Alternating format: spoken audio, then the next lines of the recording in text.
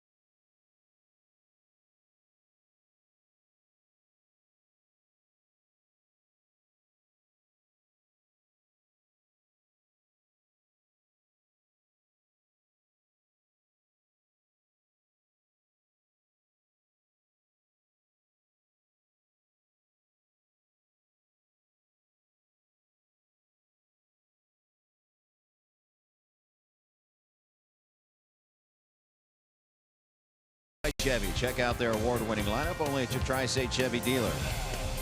And by Skyline Chili, feeling good. It's Skyline time. Big story this week in Reds country, the trade for Matt Harvey. He joined the Reds team today, and it was announced he will start tomorrow night. Brendan Finnegan was supposed to make that start. He is off to AAA to try to get his act together. For Matt Harvey, a lot's been written about, a lot's been spoken about his track record with the Mets, but he's looking at this opportunity with the Reds as a fresh start. Jim Riggleman says he's going to give it to him, and he says he's ready to pitch. I'm excited for the opportunity, and like I said, I was in the Boris working out down in Newport Beach, and kind of got back onto a 5-day rotation type workout and schedule. So it was nice to hear the news that you know, like you said, I'll be starting this weekend. So you know, I'm excited to help this team any way I can, and excited to get the ball. I think going out there every 5th day and being able to throw and pitch and just concentrate on that is going to do just enough. So I'm excited for that. I'm excited the Reds gave me the opportunity to start, and looking forward to the rest of the run. And a whole lot to talk about. He talked about a lot of things today. Wearing a Reds uniform. We'll hear more from Matt Harvey during the game. It's the Reds and Dodgers, first of 4 from Chavez Ravine. And the Reds going after their 3rd straight victory. Tom and Chris are next with the call on Fox Sports Ohio.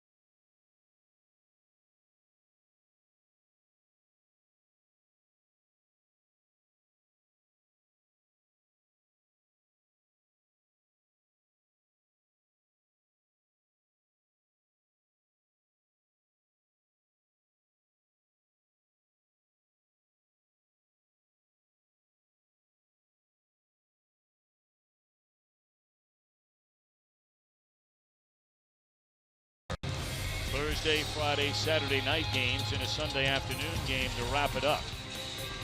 Dodgers are taking the field. Let's take a look at Jim Riggleman's starting lineup tonight, presented by Nissan. Jesse Winker in right, Adam Duvall, the hero yesterday, game-winning home run in the 10th inning. He'll be in left, Votto at first.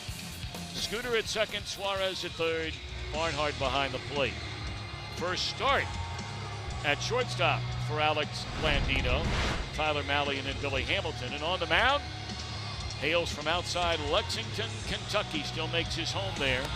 Walker Buehler, the #1 ranked prospect in the Dodgers organization. Well, he's proving he's more than that right now. In fact, it's a luxury for a Dodger team to have a young man like Buehler in the minor leagues ready to go. But with the injuries that they've had at their starting level, at the big league level, their starting rotation, they needed to call him up. So he's only 3 games, starts that is, into his major league career, and he's already contributed to a no-hitter.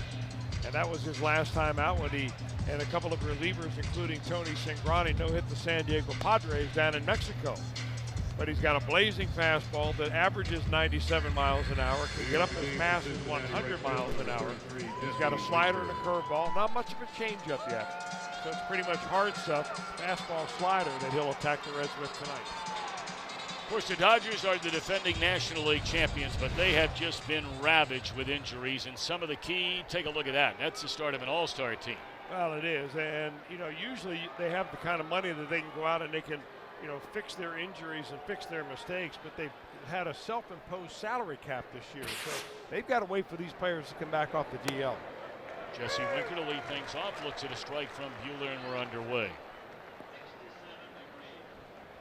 67 degrees, feels a little warmer than that here tonight. Generally does here at Dodger Stadium, surrounded by the mountain range and built down into a bowl. It tends to stay pretty warm inside this ballpark. Winker at 265 at a very quiet homestand, and really has been quiet for the better part of a week and a half. First time that he slowed down all year long after such a great start. He went just 4 of 25 on the 9-game homestand.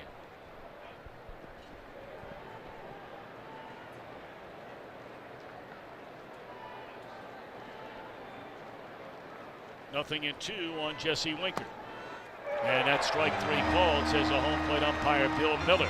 And Winker, who has a very good eye at the plate, did not agree with the call.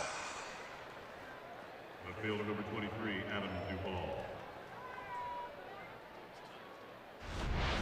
Jesse Winker going back to the dugout, looking at the stadium video board, hoping to see that last pitch. Bill Miller rings him up on a pitch that, and I can see why Winker thought was just a little bit low. So now this highly touted 23-year-old right-hander will face another native of the Commonwealth. Bueller from Lexington, and Adam Duvall, born, raised, still makes his home in Louisville. Or as the locals like to call it, Louisville.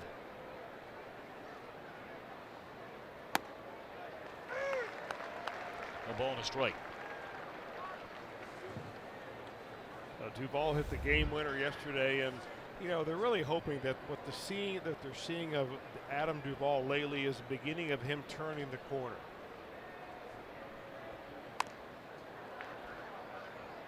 And that's one reason why he's sitting right in the number 2 spot in the lineup, right smack and dab in front of Joey Votto, hoping to get more pitches to hit rather than being pitched around as it happens sometimes later down in the lineup. It's a story yesterday in the 10th inning off A.J. Ramos, leading off that 10th inning of a 1-1 game, and the celebration was on.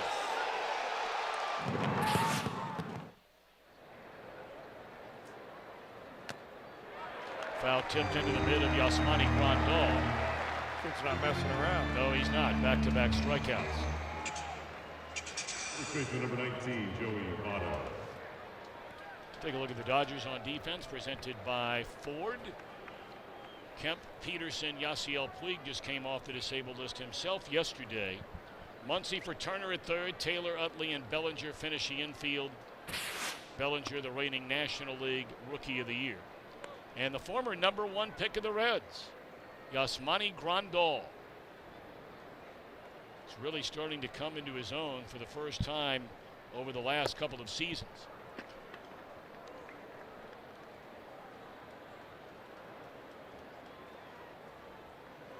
2-0 on Joey Votto. Career .332 hitter in 64 games against the Dodgers, but not nearly as good here in LA. One of the few ballparks where he's not hitting .300 or better. Just short of it at .299. See his overall season numbers this year. And served into left field, a base hit.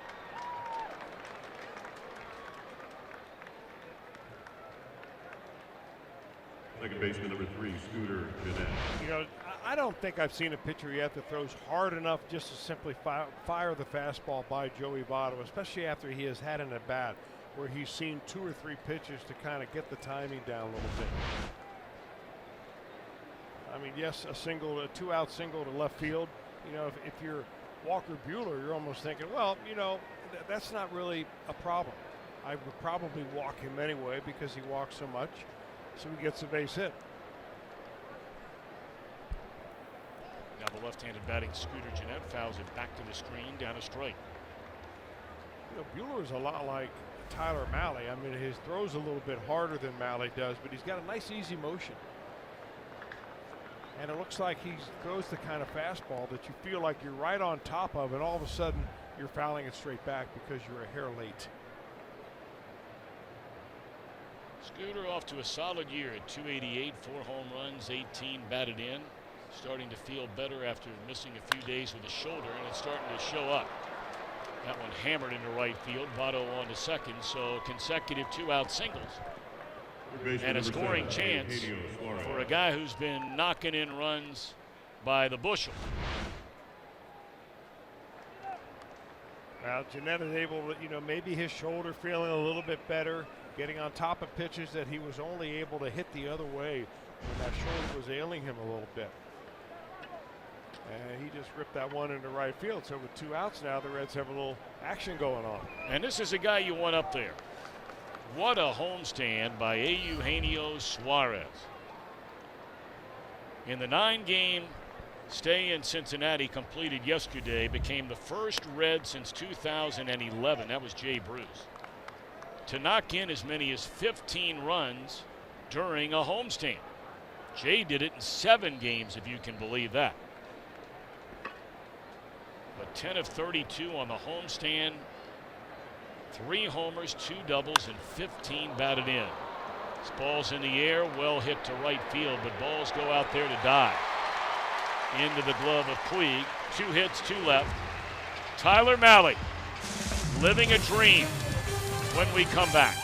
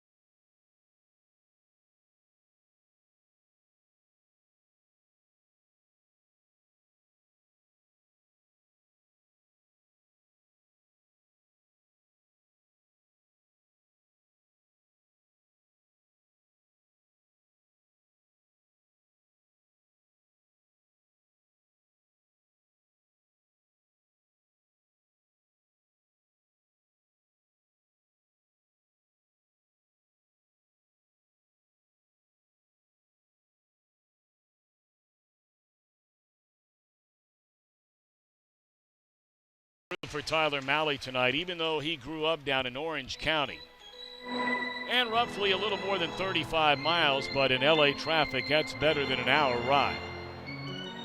Drafted by the Reds in the 7th round in 2013, he said before the game today he's only been to 1 game in this ballpark, even though his family, all of them were Dodger fans. He only came to 1 game here. Went to a handful of Angels games as it's ball 1 to Chris Taylor. I asked him, I said, what do you remember about the game? You remember who the Dodgers played? He says, nope. I said, I was probably about 11. I said, well, what do you remember about the game, if anything? He said, the one thing I'll never forget was Jonathan Broxton, the former Red. Of course, he was a Dodger originally coming up in his pro career. He said the first 3 pitches he threw out of the bullpen were 98, 98, and 100. And I had never seen anything like it. He said, to this day, I've never forgotten.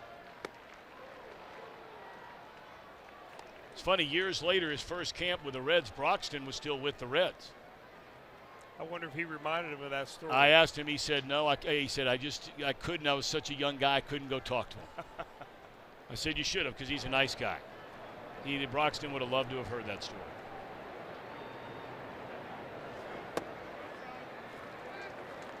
Three balls and a strike on Taylor. Little pop in that bat for a leadoff man. He has 16 extra base hits. 235 batter.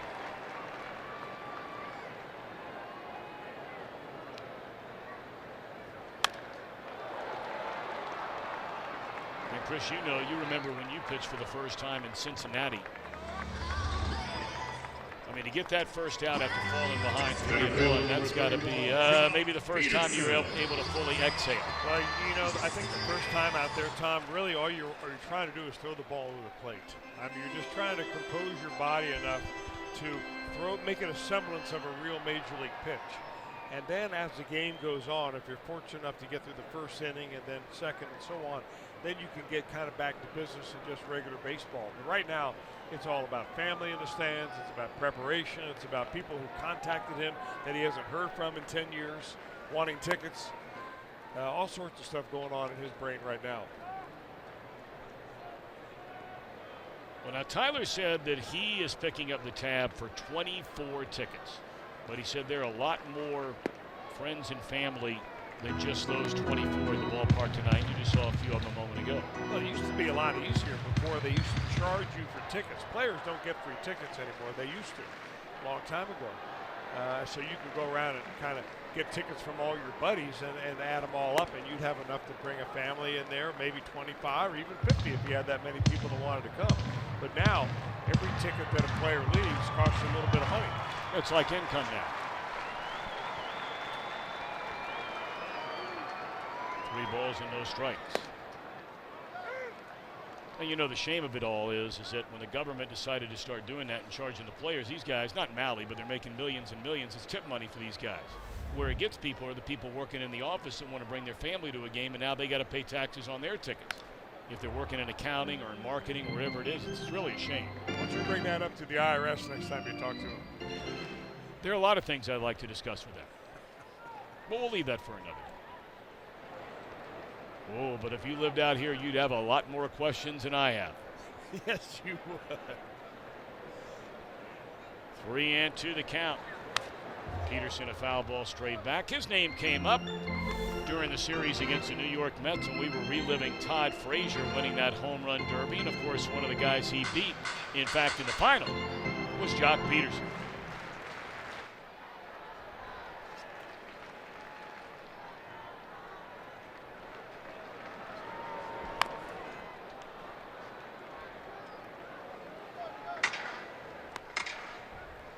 Dodgers batting order tonight presented by Nissan. Grandal in the on-deck circle, then Bellinger, Kemp, and Chase Utley still going strong.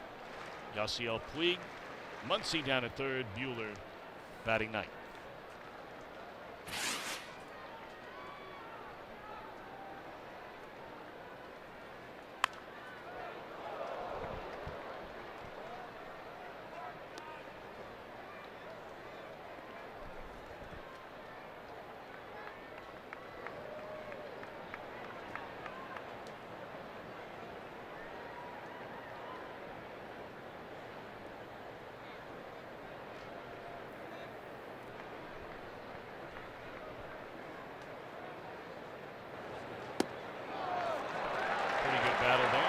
Ends up drawing the walk.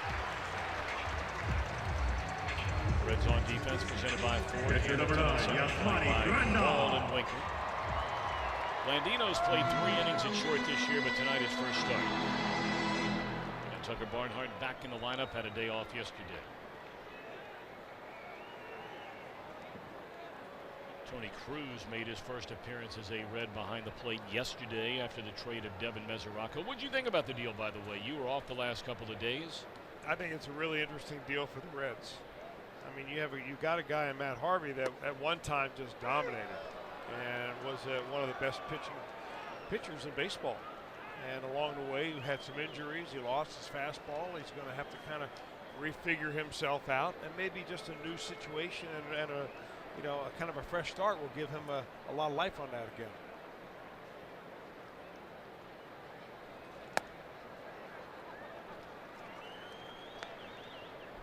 Cody Bellinger, only 22 years old. Grew up not all that far from here, down in Scottsdale, Arizona. Was the unanimous National League's Rookie of the Year last year. Also a National League All-Star. There's a roller to the right side. Votto bobbles, can't find the handle, and doesn't get it out anywhere.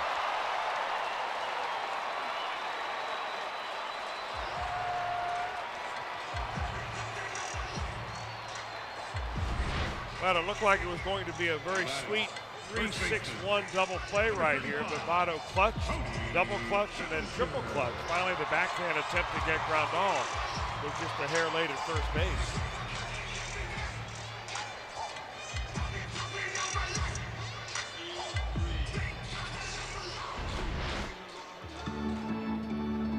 So walking in air allows Grandal to reach. I had said Bellinger. Bellinger coming up now.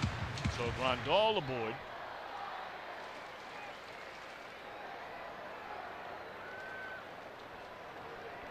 "39 home runs, 97 runs batted in for Bellinger last season, and that was just in 132 games. He was roughly brought up right about now in 2017, and when he hit the scene, the Dodgers just took off. It was really amazing, actually, and you have to remind yourself that Bellinger, that was a year in which he was 21 years old.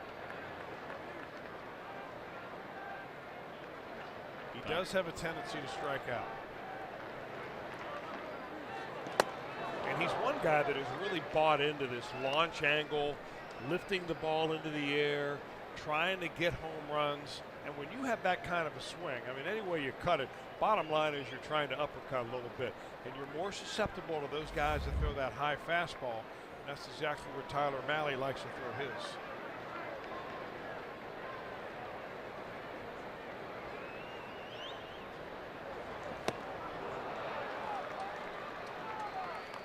You can almost see the loop in Bellinger's swing a little bit. I mean, you know, nowadays when strikeouts aren't a source of embarrassment, you're going to see more and more guys like Bellinger trying to swing that pitch, and rarely ever catching it. But when they do, they hit it a mile.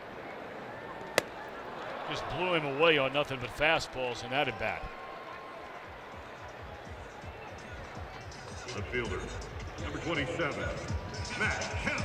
You know, sometimes with all the analytics and the scouting and the data points that are available for you, pitchers and pitching coaches, when they develop a scouting plan, they tend to overthink it a little bit. And I don't think that's the case anymore here with the Reds.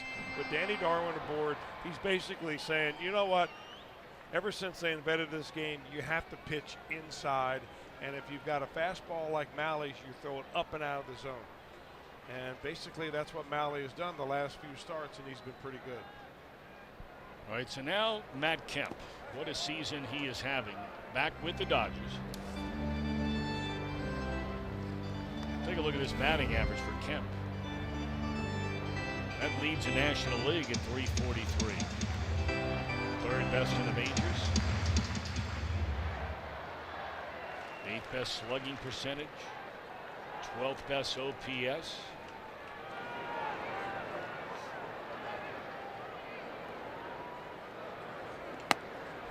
He is 7 years removed from his heyday, back when he was 26 years old in 2011.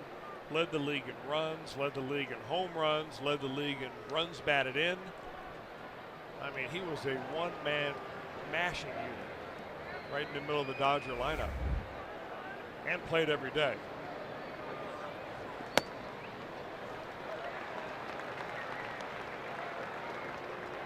He's had stops in San Diego, a couple of years in 2016 and part of last year, or actually all of last year in Atlanta, and finds his way back here to Dodger Stadium at age 33.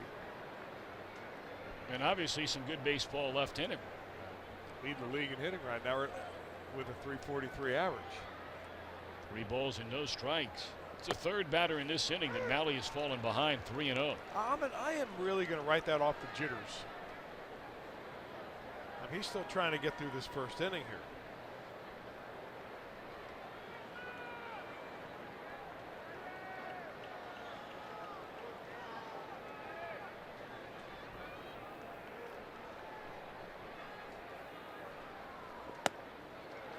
I didn't miss by much. That's his second walk of the inning. He's also having to pitch around a 4th out after the error. So they are loaded, and here comes Danny Darwin to let him catch his breath. Second baseman, number 26, Chase Utley. Very close.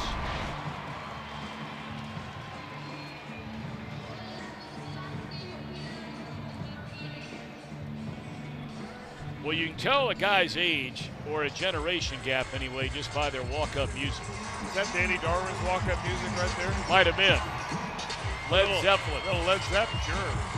I got a feeling that was Chase Utley's walk-up music, but now at Dodger Stadium, we're in LA, and we're back to Chris Welsh's walk-up music, if there was today. This be you right here, right? I can get used to this. All you got to do is roll your windows down on the freeway, of course, because you're at a complete stop here.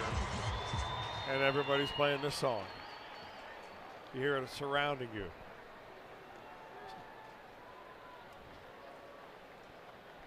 All right, so Utley settles in. What a fabulous career he has had. And continues to play solid baseball. Not the offensive force he once was, but still pretty good.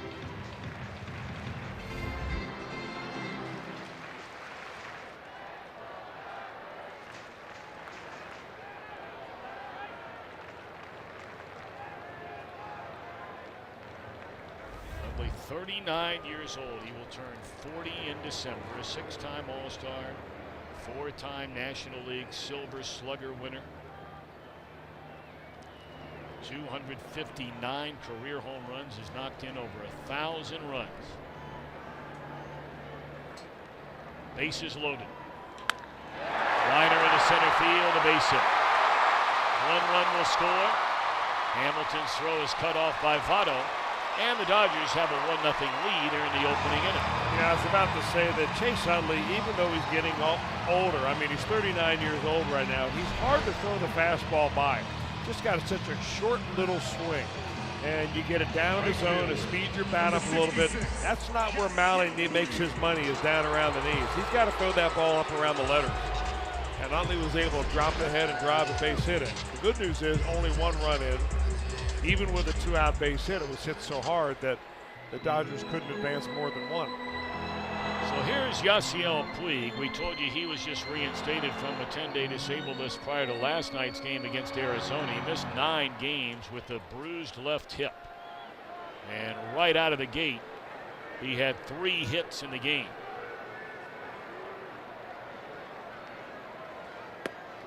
Well, he hurt his hip running into a wall against the Giants. And I mean, they say he ran into that wall and the wall was hurt. And then later on in the ball game, he ended up fouling a ball right off of his foot. So it was kind of a double whammy for Puig and an easy decision to put him on the DL.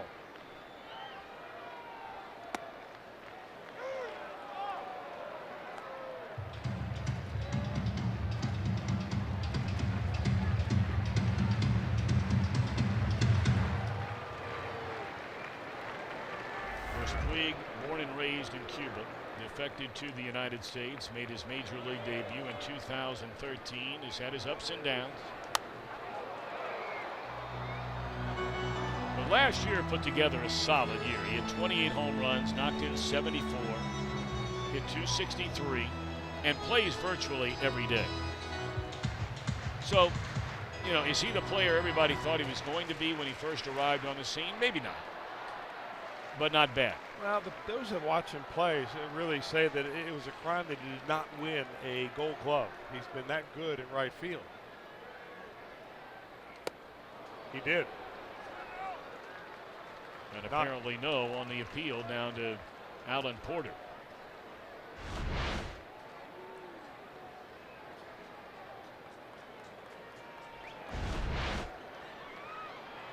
Bill Miller, the crew chief, calls the balls and strikes tonight. Jeremy Rehack out at second base and Angel Hernandez, the umpire, down at third.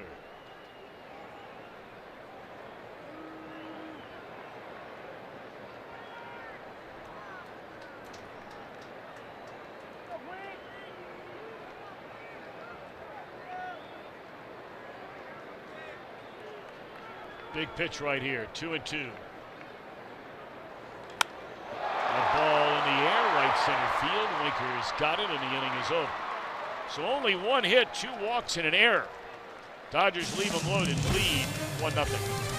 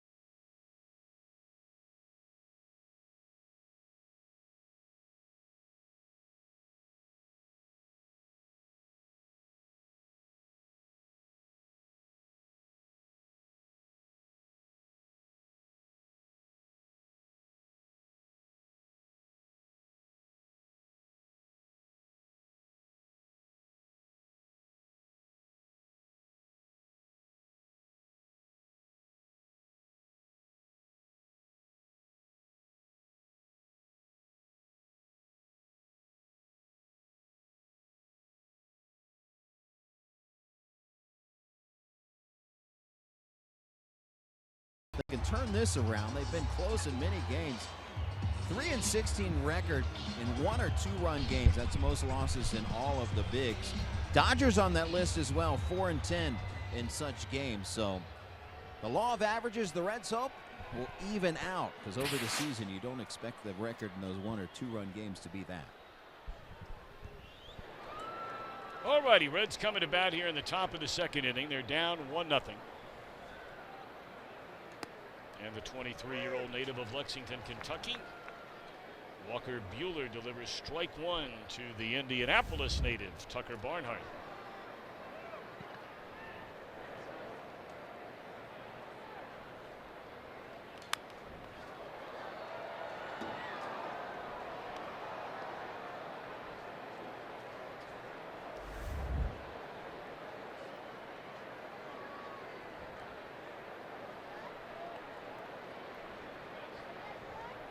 They leave Taylor, the shortstop, on the left side, move Muncy, the third baseman, to the right. And Muncy will get a fielding chance from the second base position, and that is scored 5-3.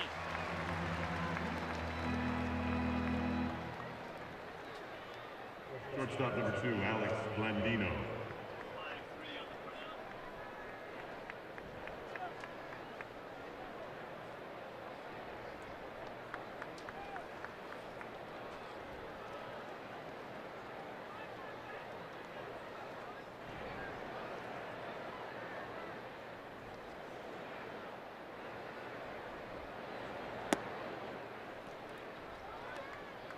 We've told you many times, Blandino went to college in Northern California. He also grew up in Northern California in Mountain View.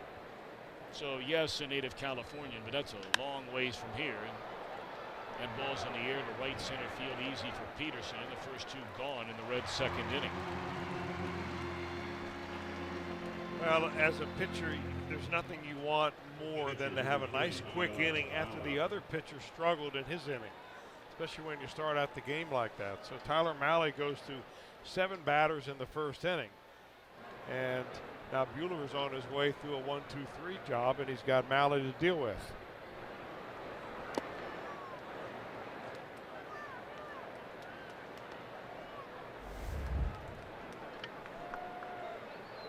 Buehler, the Dodgers' 2015 first-round draft pick, went to Henry Clay High School in Lexington, Kentucky. He has been their top pitching prospect ever since. Last year they brought him up. He pitched in 8 games out of the Dodger bullpen. There's a slow roller by Mahle down to third. And the throw is in the dirt and picked beautifully out of there by Bellinger at first. Well done on both ends. Dodgers lead 1-0.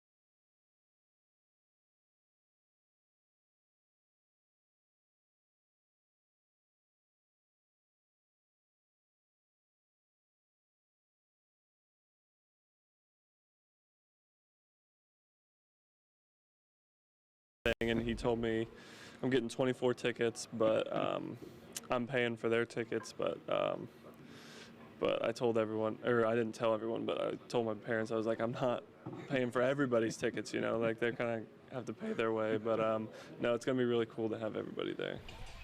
Tyler Mahle himself talking about the homecoming, and who knows, in front of friends and family and here in Los Angeles, perhaps a little first inning jitters. We'll see what he has in inning number 2. Well, I mean, look, you know, Chris, you like to say a lot, these guys aren't robots. I mean, you know, they have feelings and emotions just like everybody else does. And Cowboy was talking on the air yesterday about when he would go pitch in Atlanta. Didn't matter if it was his rookie year or his 7th or 8th or 12th year in the league. He said he got very, very nervous. A lot of friends and family coming to Atlanta, the closest city near where he makes his home and grew up. Said it was always extra butterflies. You know, when you have that situation, Tom, I think that the pressure that you feel is that if you have a bad outing, you know, you let your team down, yes, but you also let your family down because they've told everybody, we're going to see our son or our nephew or our next door neighbor, and he's leaving us tickets, and it's going to be a great night. So I always used to tell my family and friends, you better get there early. That went off the end of the bat by Muncy, and he just floats a little single into left field to begin the LA second inning. And that usually worked. Number 21. So they got there. Oh yeah, they got there early. They got to see me warm up. Of course, the problem was so did the other team.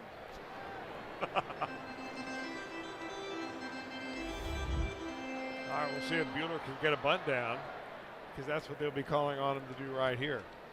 Doesn't have one yet. 1 of 8 as a batter. Tonight is only his 4th start.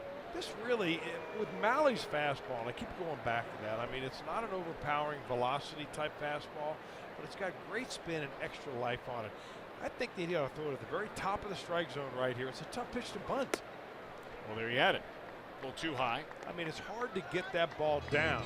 The key to bunting a high fastball is you start your bat at the very highest part of the strike zone, and then you lower your bat by bending your knees. You don't bend your arms at all. But if the batter starts the bat too low, then he's never going to be able to get it to the right spot. Reds were very lucky right there. Votto was starting to break down the line in anticipation of the bunt. Take a look at this, and then a throw came back. That was close to the glove side. Yeah. But it fouled. Well, two things could have happened right there. Number one, you could have thrown it down the right field line. He ends up at third base. The other thing is it could have been so far away from first base that it would have been a balk, because the fielder would not have been able to make a play at the runner at first base. So there ought to be a little communication there. Well, I'm telling you, you are quite the whiz these days with the baseball rules, with baseballrulesacademy.com. Put on a clinic yesterday. I'm telling you, you bailed us out. You guys did a good job on that batting out of order by the Mets. No, we didn't do anything. You were sending us in rapid fire fashion copies of the rule book, how it read. We didn't do anything. And I gave the credit to you on the air. I don't know if you knew that or not. I did, and we appreciate it. Very much. Yep. Team effort. Well, that it was, sort of. Tried the fastball up again, 2-2.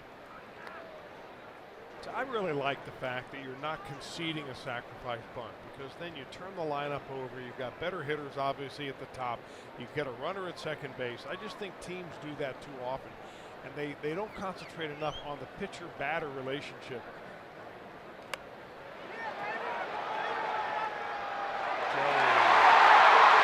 Votto off to a rough start in the field here tonight. He had no chance to get Muncy. It's probably going to go down as a fielder's choice and not an error, because it was a choice on the part of Mahle as to where he was going to throw this ball.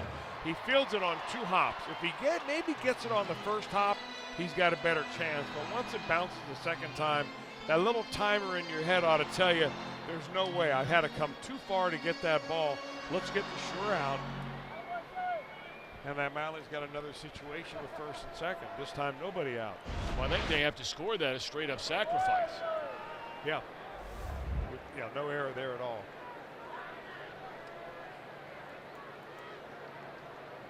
All right, so 2-on, and Taylor, the batter, he takes on the outside corner a strike. Taylor rolled out to the second baseman, Jeanette, leading off the LA first inning.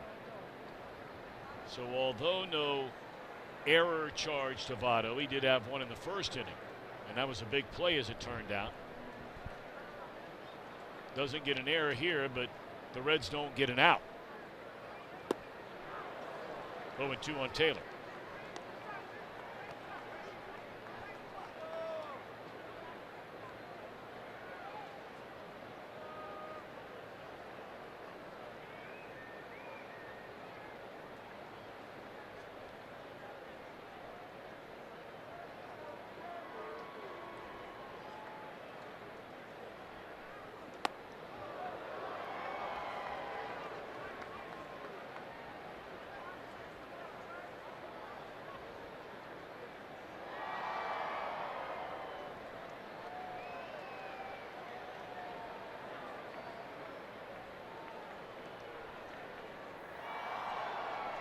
One ball, 2 strikes. Mahle against Taylor. And that one's in the air down the first base line, out of play. Well, the pitches are really piling up for Mahle. Already 45 of them. And not an out in the books yet here in the second inning. And probably for Tyler, that's probably the last thing he's thinking about right now. I mean, he's thinking about outs and he's thinking about runs. He finds himself down by 1 on an unearned run in the first inning. Maybe he could spin up a little breaking ball, get a ground ball double play, and get himself 2/3 out of this inning.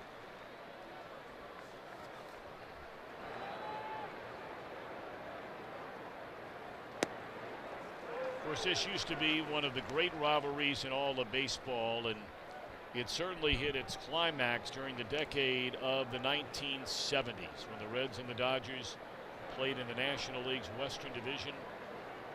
The teams combined to win 9 division titles of the 10 seasons. Only the Giants winning the West in 71, the lone exception. 2-2 on Taylor. Oh, well, it looked like a pretty good pitch right there. But on the appeal again, Second time tonight, Reds have been looking for help from out of the quarter and don't get it. And where did that miss? A little bit high. I remember I don't know how high it was, really. The halfway point between the belt and the shoulders. It looked like it was below that spot.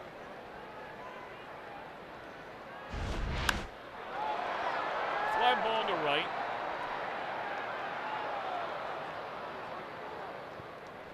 The runners stay put. Wicker may have momentarily lost that ball. Peterson. Second time tonight. We're at that exact point at dusk where the lights really haven't taken over and the sky is just a little bit, it almost camouflages the baseball. And, you know, infielders have to point, outfielders have to point, and if you don't see it, you got to let everybody know right away.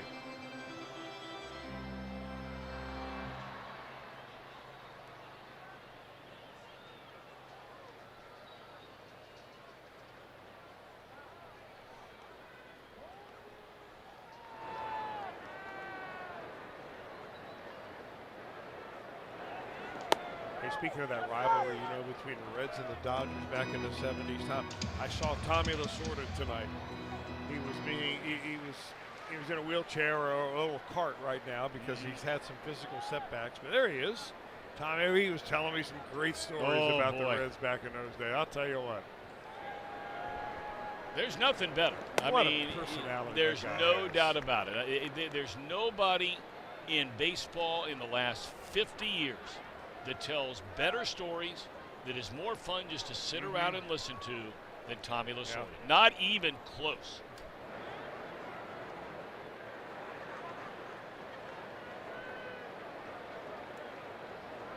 You just wish you could repeat a lot of them. You can off the air. 0-2 on Peterson. Popped up and playable for Suarez. 2 steps into foul territory, so one more out to go for Tyler Mahle. Number 9, ITS bringing the energy, zeroes in on Tyler Mahle. Among all major league pitchers at 23 or younger. Oh my, to be young. That young. Right near the top of the heap in everything.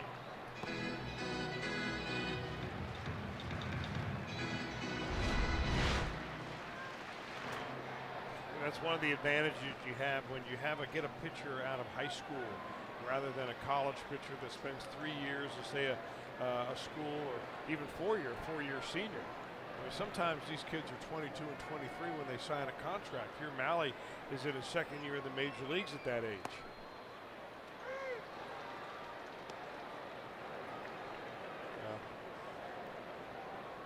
He walked Grandal, or the error by Joey Votto was on Grandal in the first inning. There was a little tapper to the right side, and Joey was thinking about fielding it quickly and trying to get the force play at second if you weren't with us. Well, those are back-to-back, 2 about the best pitches a pitcher can throw to a left-handed hitter.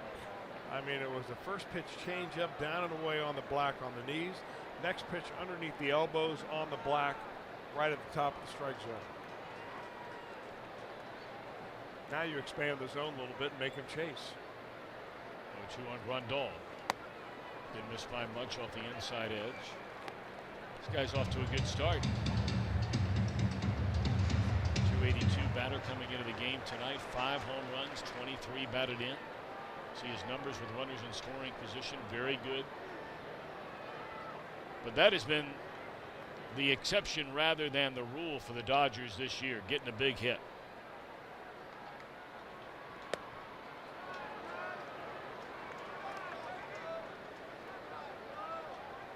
Grandal is a hitter that has never had really a lot of years in a row where he had a high batting average, but his on-base percentage is good. He always has had a good eye at the plate.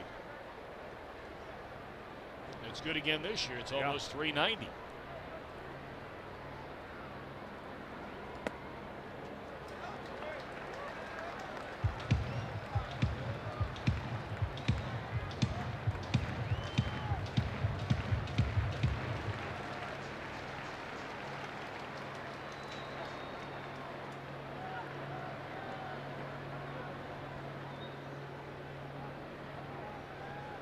Runners go, and it's served down to third base line. Foul ball. So on the 3-2 pitch, they'll cut across the infield, going north, south, east, and west. I mean, bodies running on the grass everywhere.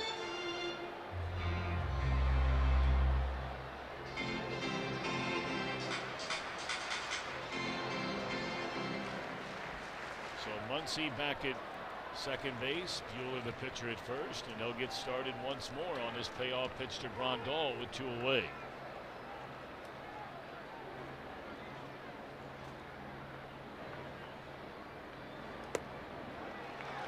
It's a third walk issued by Tyler tonight. And he was ahead of Grandal 0-2. As I mentioned, he started off with the 2 best pitches you could possibly throw, and then he never really went back to his bread and butter until the very last pitch there. Kind of up in the zone. I think when you get 2 strikes on a hitter, rather than try to pick away at the corners, I really feel that Mahle is better as a north-south pitcher than he is east and west, inside and outside. But again, we're human beings. This young man's got a lot of emotions going on. He's pitching in Dodger Stadium, basically in his hometown for the first time ever. And it's hard to separate that from, just your responsibility as a pitcher.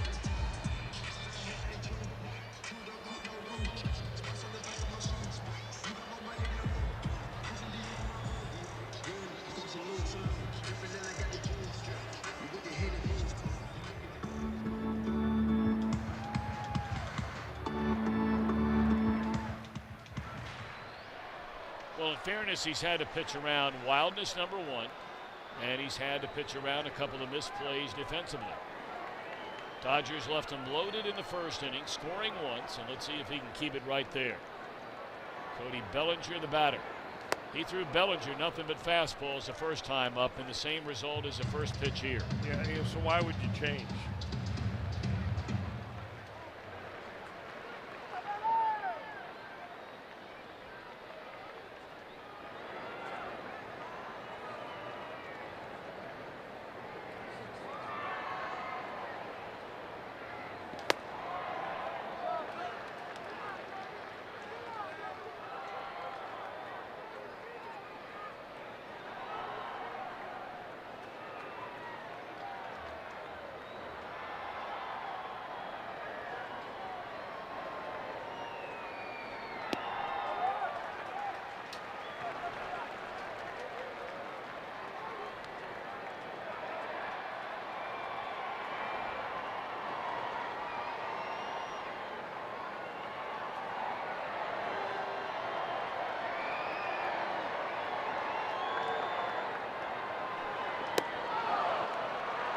Fastball again, and again Bellinger comes up empty.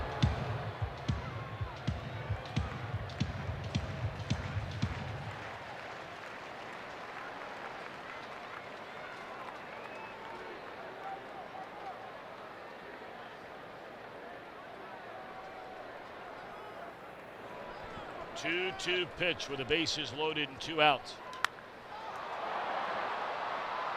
Down the left field line, Duvall a long run, and Adam will get there.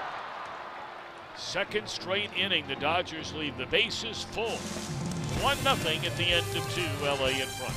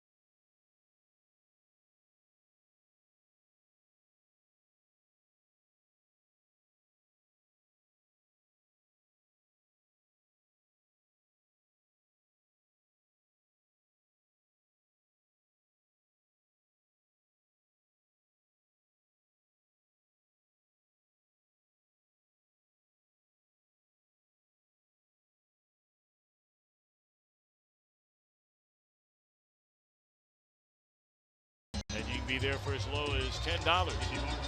Don't miss Fireworks Friday. We got Super Saturday. That's a day-night doubleheader, don't forget. Family Sundays, presented by Klosterman. For tickets, visit Reds.com.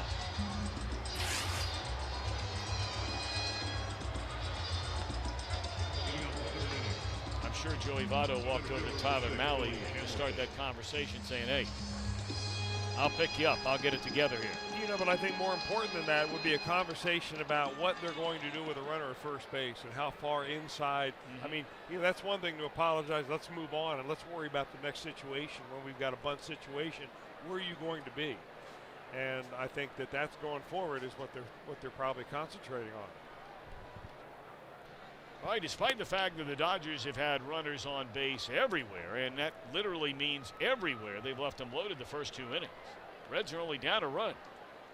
And Billy Hamilton to lead things off against Walker Buehler. Swung and fouled out of play.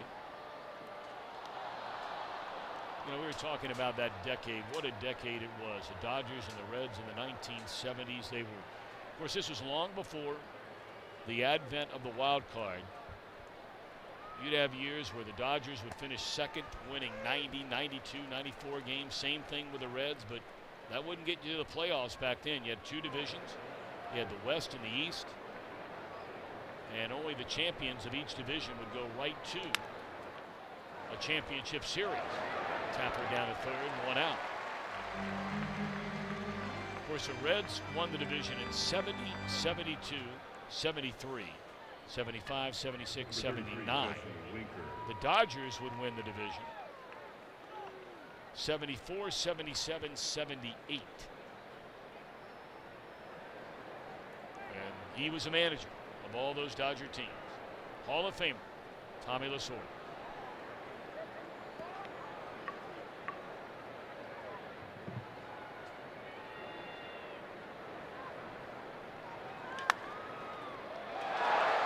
Down there by Bellinger. He'll take a hit away from Jesse Winker, and that's out number 2.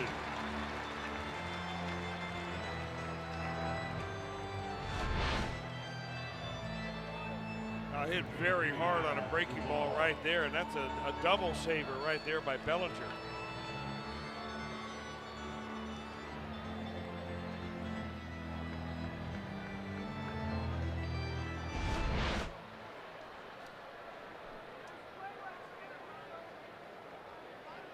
You know, many people forget when Tommy Lasorda took over, he was taking over for a legendary manager in his own right who grew up just north of Cincinnati in Walter Alston. You talk about a tough act to follow now. Took over with 4 games left in the 1976 season. What a tenure he had. He won 4 World Series here. When he first took over, it was in 1955, back in the days of Duke Snyder. Tommy managed the Dodgers from taking over in 76 all the way until the 1996 campaign. Won 1,599 games, 13th most all time. Pulled foul. Tommy won 2 World Series. Had the heartbreaking series to the Yankees in the 70s. Finally broke through in 1981, and then that thriller in 1988. And that's the last World Series this Dodger franchise has won. 2 all gone swinging to end the inning. 3 strikeouts for Buehler. Tommy Lasorda still rolling in LA.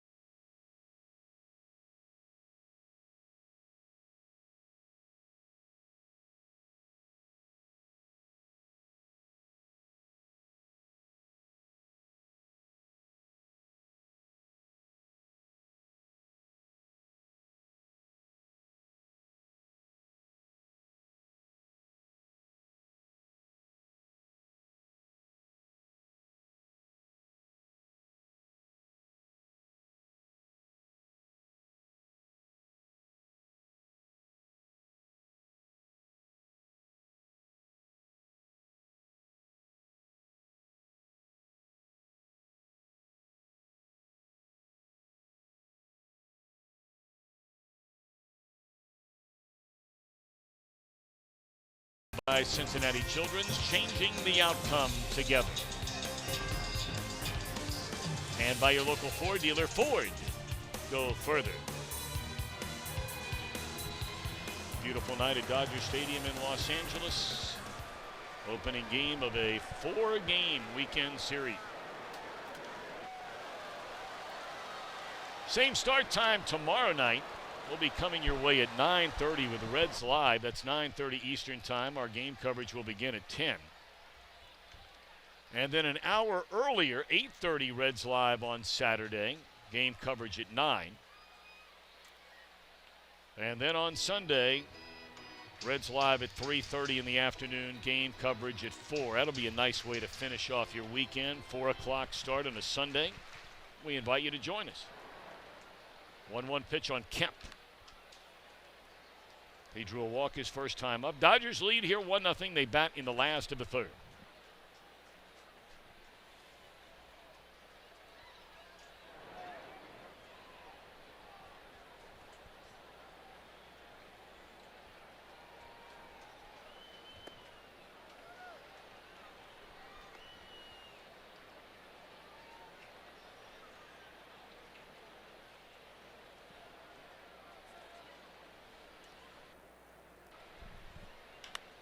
Kemp drives that ball hard to right, and Winker able to track it. You mentioned about this ballpark, Tom, and the home run.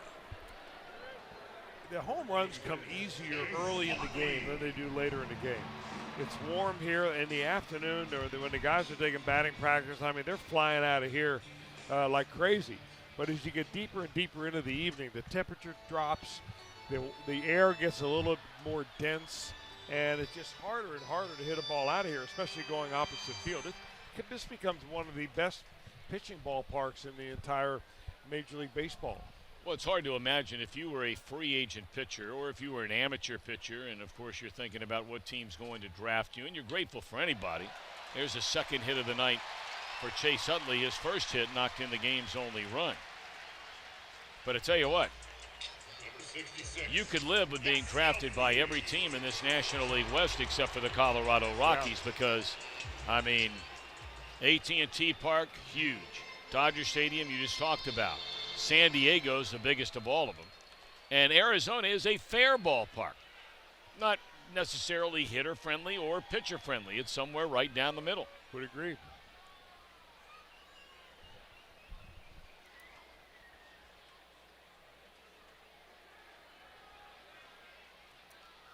Here's Puig, ball 1. Now, the one thing this field is, though, and it really doesn't bother Mahle that much because he's a fly ball pitcher, but the infield grass here is always cut very short. The dirt is hard, and the balls on the ground get through the infield very quickly.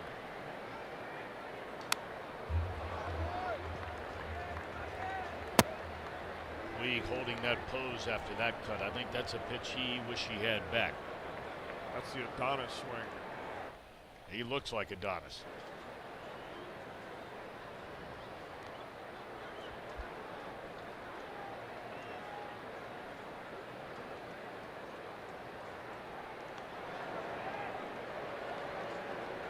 You know, it's nice to see you don't read anything much about Puig, and that would be true for anybody because you read a lot about him when he first came to the major leagues. Very immature.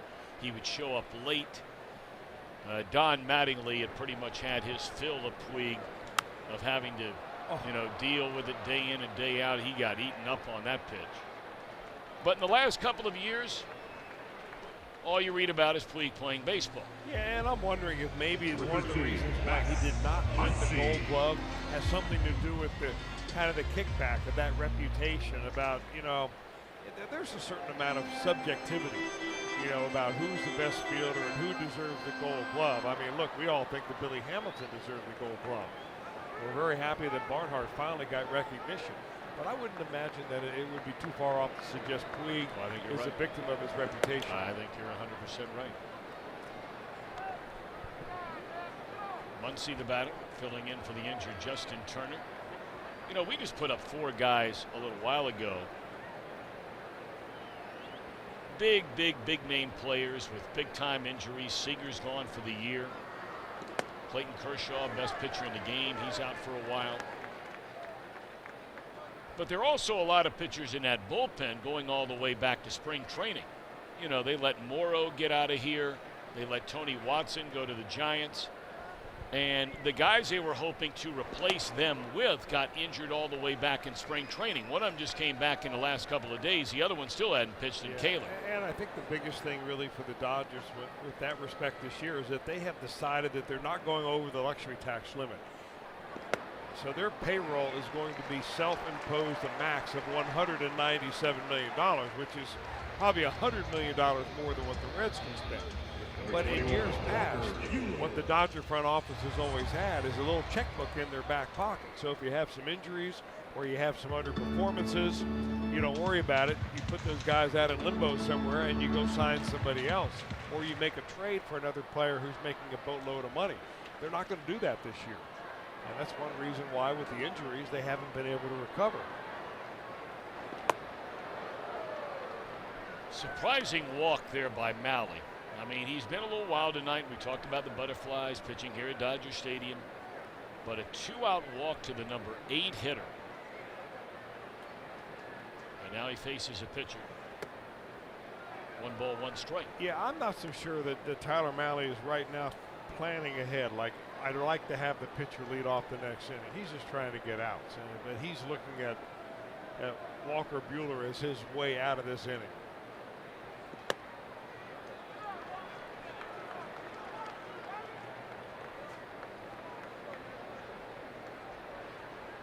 Mahle's thinking about throwing the ball over the plate, and Riggleman's thinking about bullpen.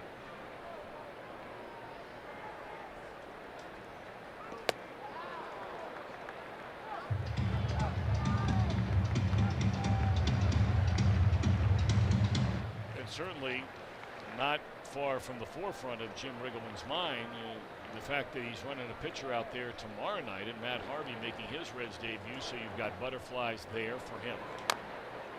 I mean, he's been around for a while, don't get me wrong, but you're always trying to show off to your new team the first time you get the ball. And he hasn't pitched in a game in over a week. Right, and the last time he did pitch, quote unquote, you know, a bullpen was, I guess, a 60-pitch bullpen outing of some kind. So that's certainly not getting him into the ball game to 100 and 110 pitches. So you don't know how long that's going to last. Yeah, as a manager, you're carrying a lot of different worries along with you on a daily and nightly basis. Doesn't keep me awake at night, but it keeps Jim Riggleman awake.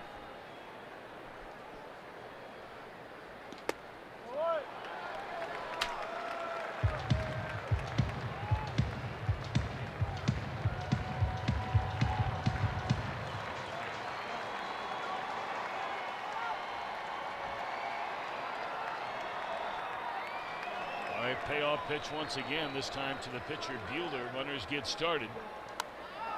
Tell you, that kid takes a rip. I mean, that doesn't look like your typical pitcher swing.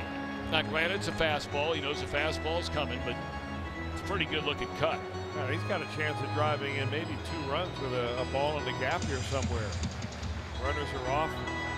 At the time it leaves Mahle's hand. Big leads on both the runner at second and the runner at first. Jeanette from short right field. The pirouette throws him out, and that'll end the inning. Dodgers have stranded 8 runners in the first 3. It's just a 1-0 game.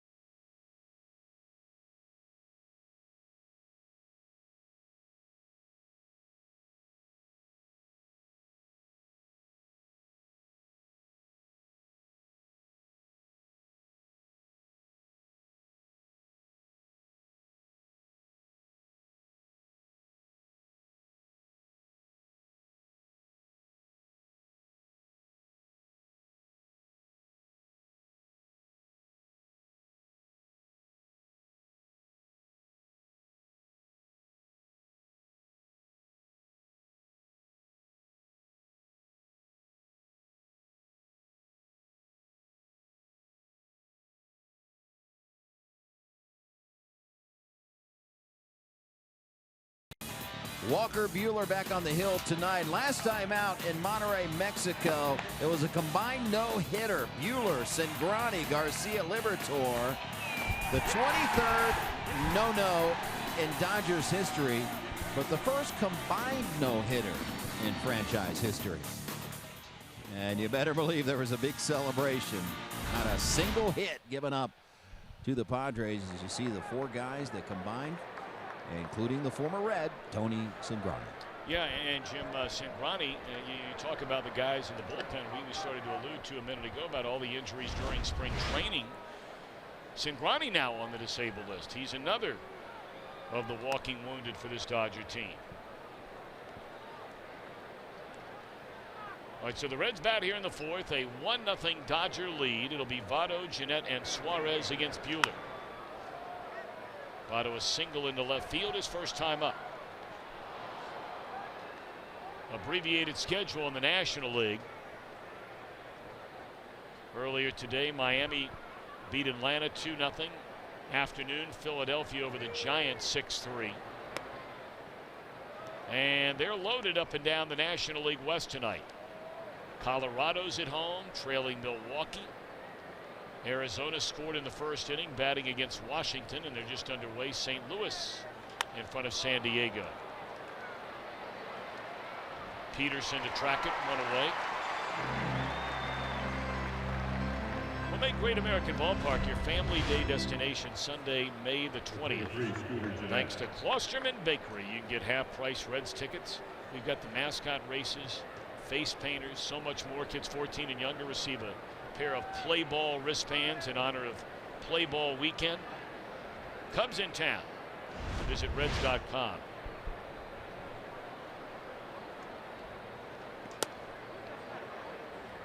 Scooter a single into right in the Reds' first inning.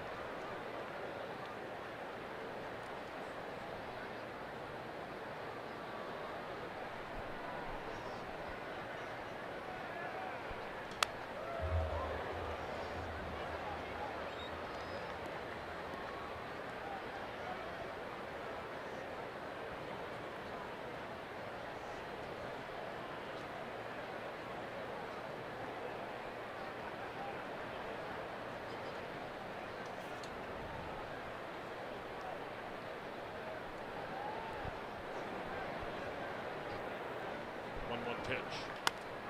Two hopper down to third. Two out.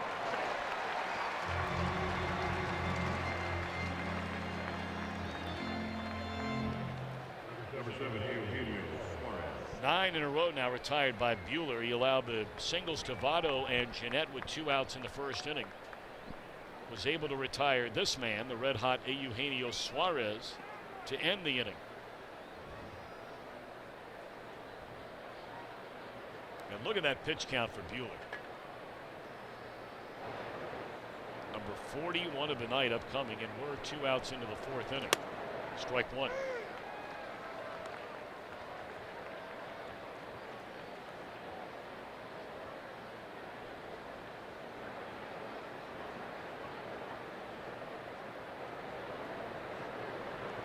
You rarely ever get it, but what you're seeing here is tonight from Buehler, and through his first 3 major league starts as being number 4. He pitched exclusively, as we brought up earlier, out of the bullpen during a September call-up last year. This is what you want your number 1 prospect to look like. Well, his minor league numbers are simply staggering. Last year, through a combination of 3 different levels, A-ball, AA, and AAA, he pitched 88 innings and struck out 125 batters. That'll catch your attention. He's got the Reds' attention tonight.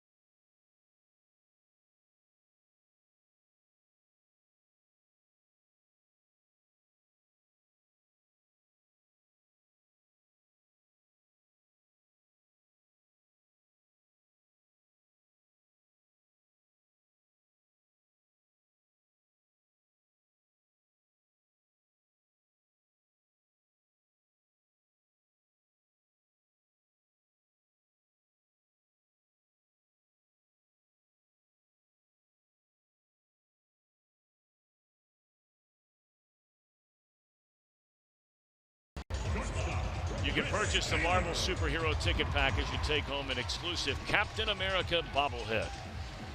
Limited quantities of this collectible bobblehead are available. Purchase today at reds.com/themes. Marvel bobblehead is only available with purchase of this ticket package.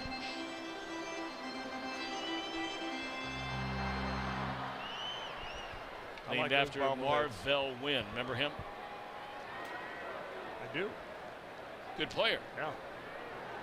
Good guy, too. Really pleasant guy.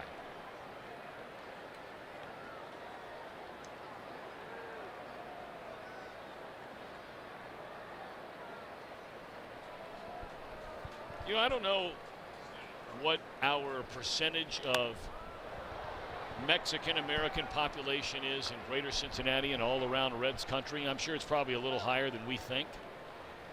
And here at Dodger Stadium tonight, I was not aware, today is Mexicans' Mother's Night. And so, happy Mother's Day to all those of Mexican heritage.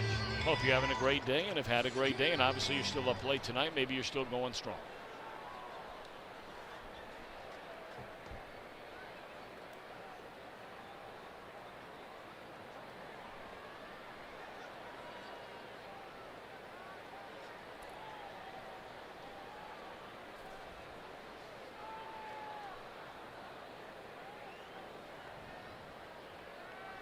It's only a 1-0 ball game, despite the fact that Tyler Mahle has walked 4 batters.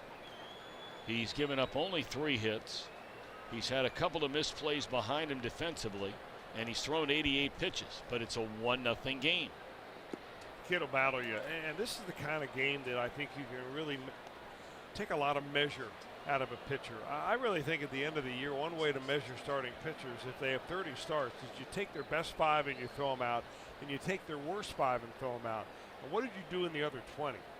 When your stuff wasn't great, when you weren't getting good luck behind you, when maybe you had to pitch out of a few jams or cover up for some errors. You know, how are you when you really have to grind it out? And that's the kind of night that's been presented to Mahle here this evening.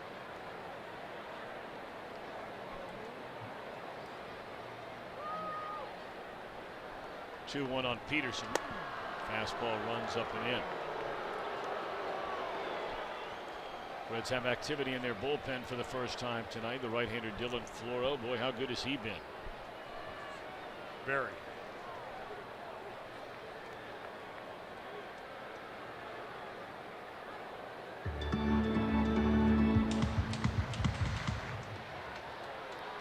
What would a game at Dodger Stadium be without the beach ball?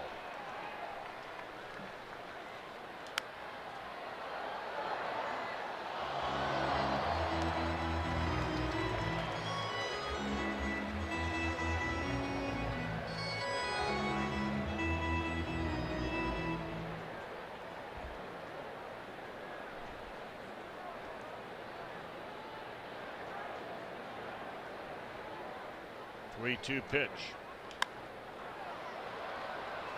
Suarez over near the stands, but 4 rows out of play.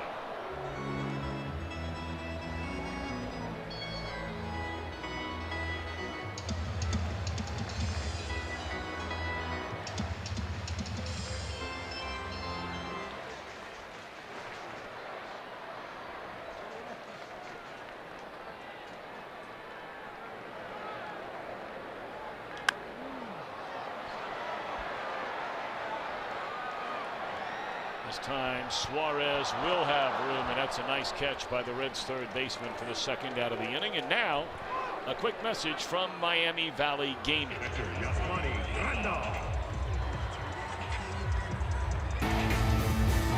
Get ready to get lucky.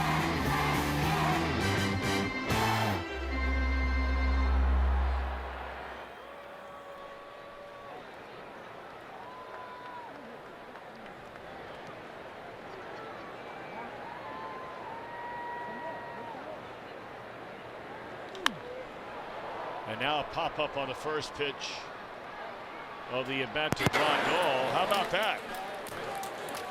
A quick, easy 1-2-3 inning. Thanks in part to Suarez on the play by the stand.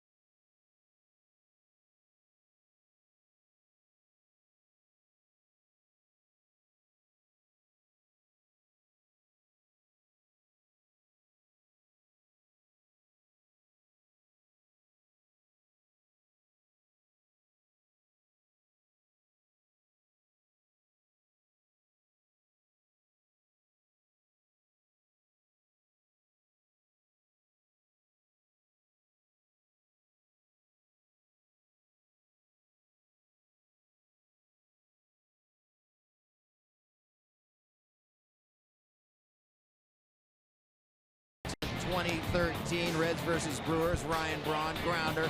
Phillips, the famous double play, touching his knee on second base and throwing out Braun at first. Boy, did we see defensive play after defensive play from Brandon Phillips. Reds won that game 4-3.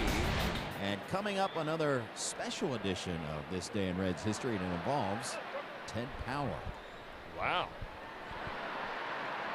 I still can't believe there was that one season where Darwin Barney won the Gold Glove over Brandon Phillips, and that is in no way, shape, or form taking anything away from Darwin Barney and his ability to play a great second base. Well, but there was nobody that was Brandon Phillips. Yeah, but didn't he set a record that year for the most consecutive games without an error, Darwin Barney?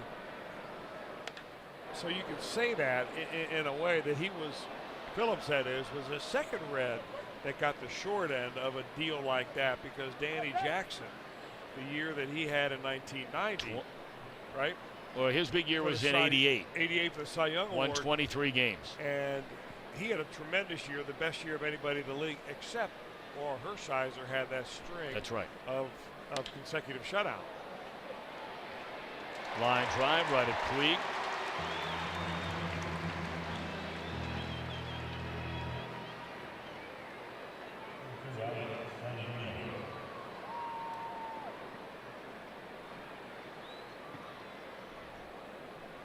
Of course, Orel Hershiser now a regular part of the broadcast team on Dodger television, but I think only about like 10% of the whole area gets to watch the games, right? Well, we got 30%. We got him on our Reds Live program before the game tonight. What a competitor he was. Oh man, and always a good guy to deal with too. And a guy that could throw that fastball at the knees on the corner. I mean, 8 out of 10 times. He could just go to the safety zone if he had to, and had enough movement on it. He learned how to pitch a little bit, changing speeds. I was talking to him a little bit about Tyler Mahle earlier before the game, and I said, you're going to like Mahle because he changes speeds on his fastball. And his eyes lit up. He goes, oh, he knows how to pitch. And sometimes you don't learn that nowadays in the minor leagues, because you're out there to throw as hard as you can for 5 or 6 innings, and then they get you out of there. Whereas back when Orel was coming up, you were out there in a minor league game for 9 innings. Well, that's when you were coming up. Yeah.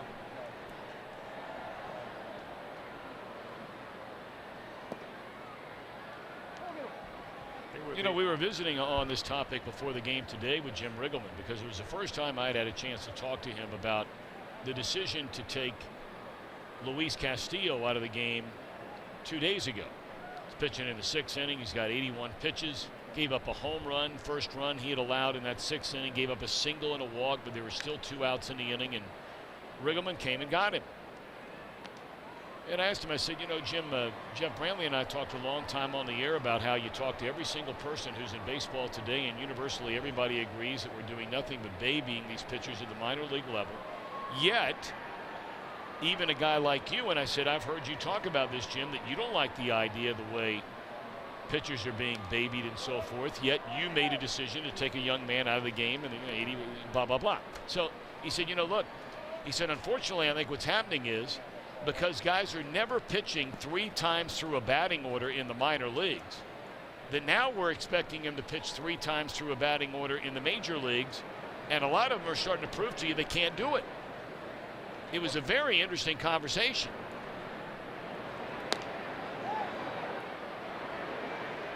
Puig will run this one down, 2 away in the inning. Well, they don't have experience doing that, and I think that's the biggest thing. They probably can do it, but they've never been asked to dig into that and grab that resource that they have. And a lot of times, Tom, it has to do with how you deal with the first time through the lineup as to whether you're going to get them out the 3rd time through. And if you're out there in the 1st inning as a starting pitcher, pitching like a reliever, thinking I'm going to go as hard as I can for as long as I can, you're going to run out of gas by the 3rd time through the order. And you know, sometimes you save something in the gas tank for when you need it.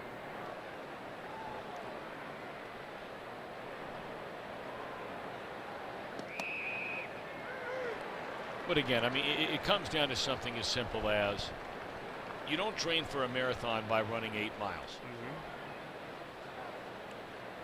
Well, his point is you don't ask him to do something in the big leagues they've never done in the minor leagues. And a lot of people get frustrated when you see pitchers that don't go 6 innings anymore. And the reason they don't do 6 innings because the teams are very conservative about arm care. They don't want to overstress an arm, especially, you know, a young kid that they may have a lot of money wrapped up in. But it certainly hasn't reduced the number of arm injuries. No, you're right. So, you know, maybe there may be a different approach is warranted. Well, the only guy that came in and decided to try and do something different was Nolan Ryan in Texas.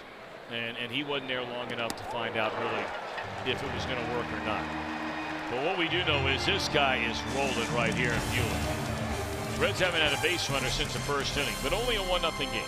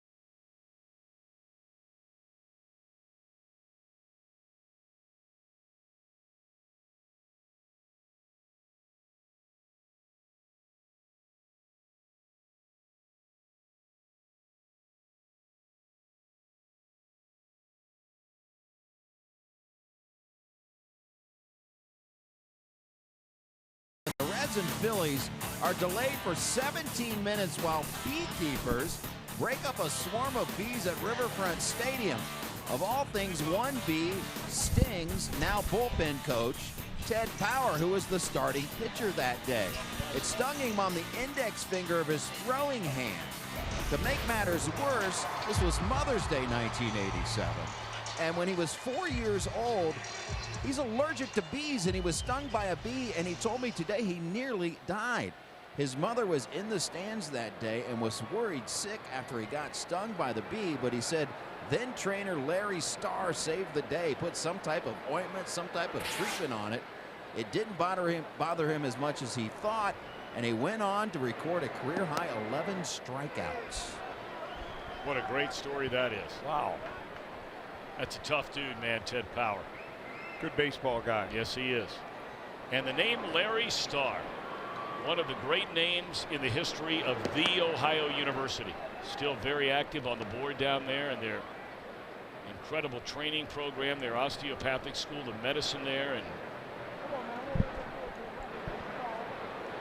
Larry he and his wife Linda have just recently moved back to Cincinnati. Well, he was the Reds trainer really all throughout the Big Red Machine heyday years. And the only reason he left is when the start up of the Florida Marlins. Yeah.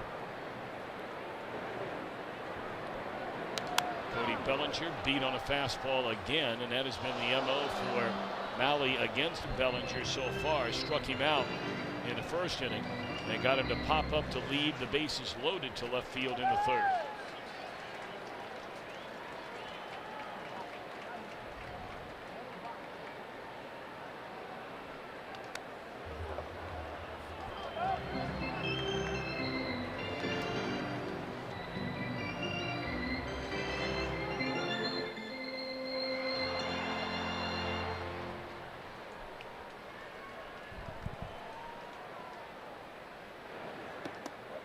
Try to get him to chase that high fastball, and that's another 3-2 count for Mahle. 101 pitches. And this is a leadoff batter in the 5th inning. But Mahle's continuing to battle. I mean, you got to give him that.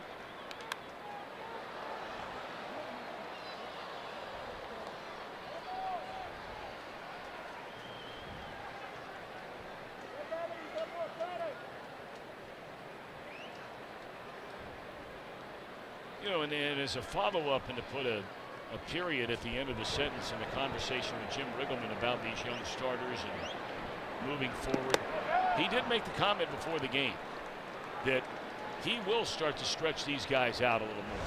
He wants to see them pitching deeper in the game. Well, I think this is the time you need to do that. You don't want to condition them when they're young pitchers to expect to be looking over their shoulder in the bullpen when it come around the 5th or 6th inning. I mean, he has seen Mahle really battle tonight through 6 full counts he's had on batters tonight. Not even through the 5th inning yet. Just one of those nights.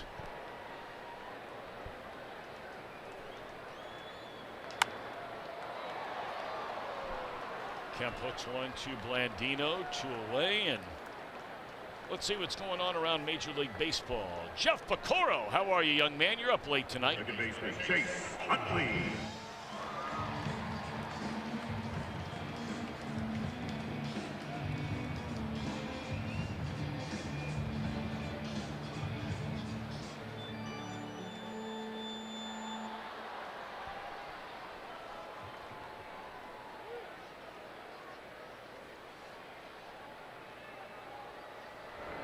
Well, what an incredible run the Yankees have been on until tonight. Wow. Of course, our old buddy Aaron Boone, the first-year manager there. First time he's ever been a manager, of course, coming out of the broadcast booth after his playing days. Yeah, it's funny, Tom. The way they have won their games this year has just been remarkable. All those come from behind wins. Got the bullpen that's getting it done, and I imagine when the weather starts warming up for good, some of the mashers in that lineup are going to hit some tape measure bombs. For sure.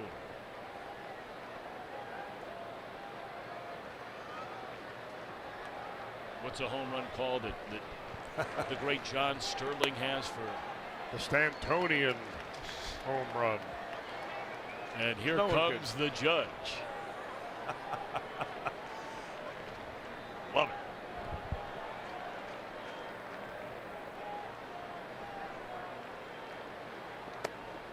You know, one of the great broadcast historians, our old friend John Reynolds, was talking a lot about, you know, John Sterling and how different he is from so many other announcers through the history of baseball, almost theatrical in his approach. Well, he had John Sterling, I think, right in the booth next to him a few weeks ago, I think, when the Yankees were here, right? Yeah, I think he was writing a book and wanted to spend some time with John Sterling.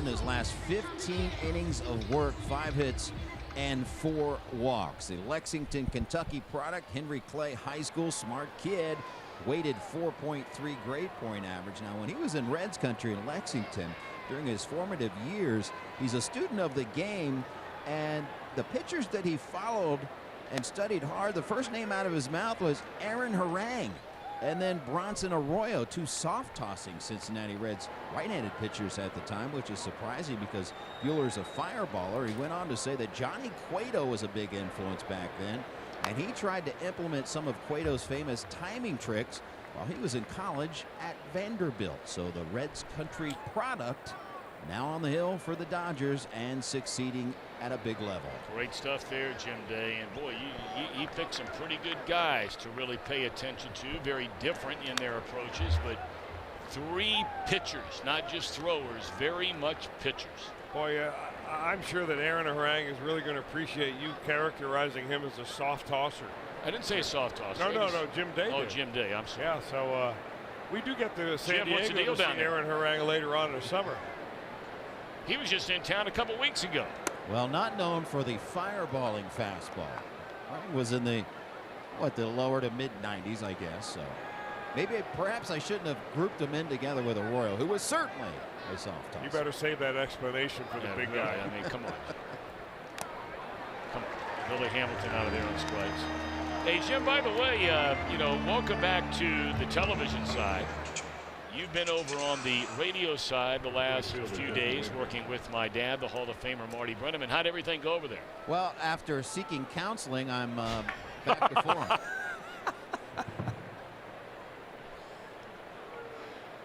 I'm going in between innings to tell him you just said that on television. Oh, great. You'll need further counseling. He'll beat me up even more on the air.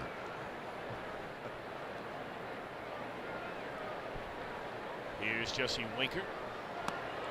Winker called out on strikes. His first time up. Looks a strike 1 here.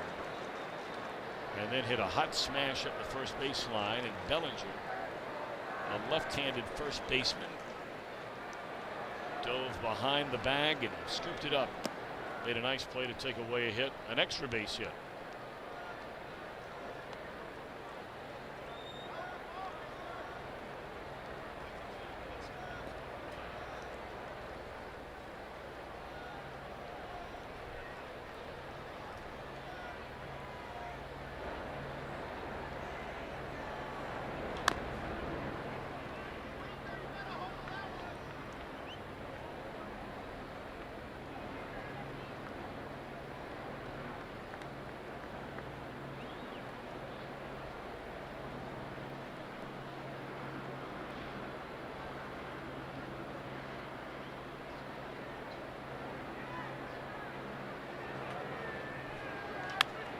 Swung on and fouled out of play. It's 1-2 on Winker. You just wonder when you watch a young man like Walker Buehler throw. I mean, he's throwing the ball in the high 90s. He's averaging 97 miles per hour on his fastball the first 3 times he's pitched his starter in the major leagues. Where it all comes from. I mean, he's listed at 6'2", 175 pounds. That ball is hit sharply into left field. That'll fall in a base hit. So that ends a string of 14 in a row retired by Buehler. Winker representing the tying run, aboard with 1 out here in the 6th. Now Winker got robbed of a base hit his last time up. That was a great play by the first baseman Bellinger on a diving stop. This time he lofts one in between the left fielder and the center fielder. And with 1 out, you turn the lineup over and you hope the Reds can get something going on here in this inning. Well, Buehler has been ahead of hitters all night long. He's had 6 0-2 counts and only 1 3-0 count.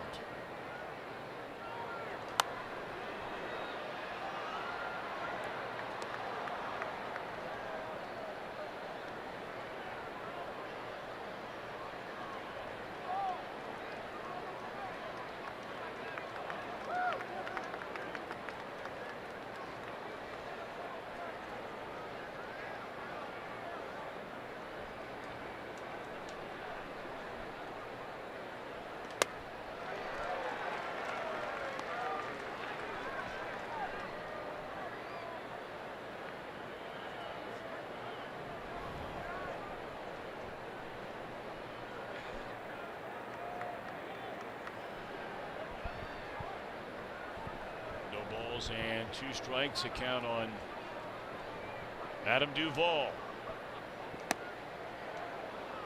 You know the guy who was talking about Buehler a couple of years ago when he was down at Vandy is our old buddy Kirk Herbstreit. He lives down in Nashville. Yeah. And he was talking about this guy and was saying, hey, you know, he's from Kentucky. Maybe the Reds can get this guy. Unfortunately, wound up with the Dodgers. You know, Herbie doesn't miss a game, does he? Never. I mean, he is dialed in.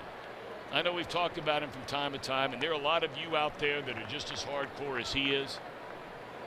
But, I mean, he is hardcore. Reds fan through and through. The pride of Centerville, Ohio. Nice to know he's carrying that Reds flag right down there in the middle of the great state of Tennessee. Yes. 1-2 the count on Duvall. Chased one out of the zone there clearly.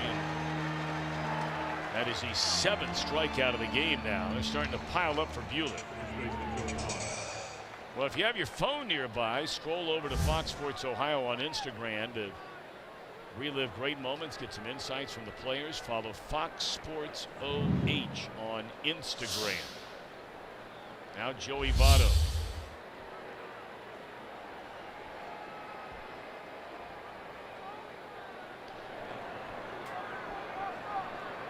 Hey, by the way, you know, I mentioned Herbstreit. That's a foul ball. And I guess congratulations are in order for him. In New York City, they give out the big Grammy Awards, the sports Grammy, or Emmy Awards, pardon me. And he won the highest honor you can win as a live game analyst for his work on college football. Good so for congratulations to Kirk Herbstreit. Happy for him. Well deserving, too. Yes, it is. He gets all the big games. Well, he used to get all the big games. Fox has a lot of the big games now. But he still gets good games.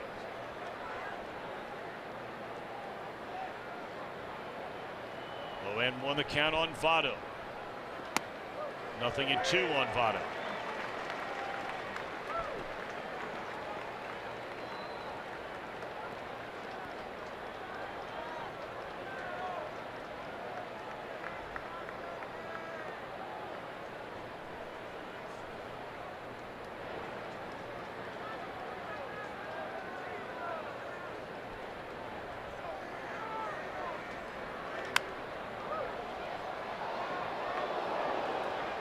Well, if Walker Buehler spent a lot of time in his youth in Lexington, Kentucky, watching Reds games on TV and then coming up the Great American Ballpark, he certainly watched Joey Votto an awful lot.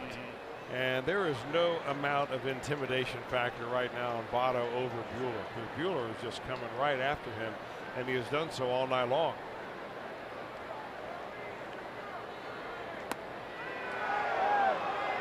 Round 1 of the call, didn't get it. I want to say that was a changeup at 92 miles an hour. I know that he throws his fastball at around 99. He throws his changeup normally around 90 miles an hour. That's exactly what it was.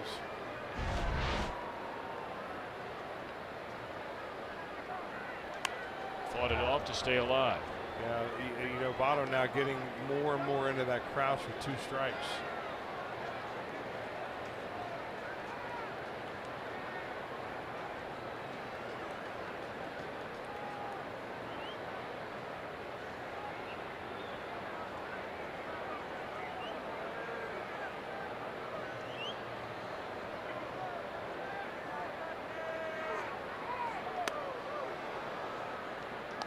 Time called before the pitch was delivered.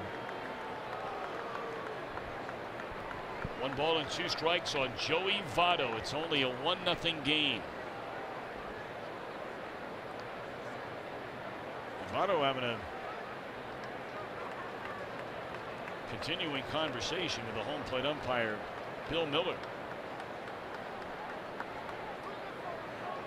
Buehler ready, coming to the plate. Those guys got good stuff. When you see Votto having to fight just to get any piece of these pitches, you know the guy on the mound is making him earn it.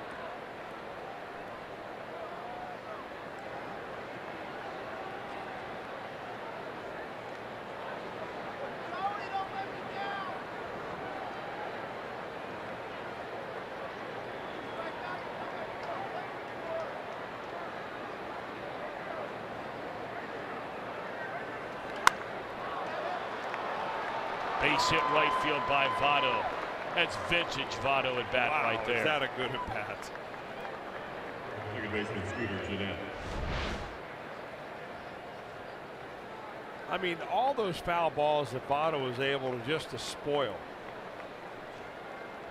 He finally gets a pitch that he can handle. I mean, that's what the whole plan is. If it's a really good pitcher's pitch and it's marginal, you don't know whether you're going to get rung up or not, you foul it off. And then you finally get one that you know is going to be a strike up in the zone, and you put the hammer on it. Second time he's hit a line drive off of Buehler tonight. Right now, Scooter Jeanette is singled and bounced out to third. Big chance here for the Reds. Strike one. They got 2 out singles by Votto and Jeanette in the first inning. Then Buehler retired 14 straight until the 1 out single here in the 6th inning from Winker. He got an out. Now a single by Votto. And a 2 out scoring chance for Jeanette in a 1-0 game.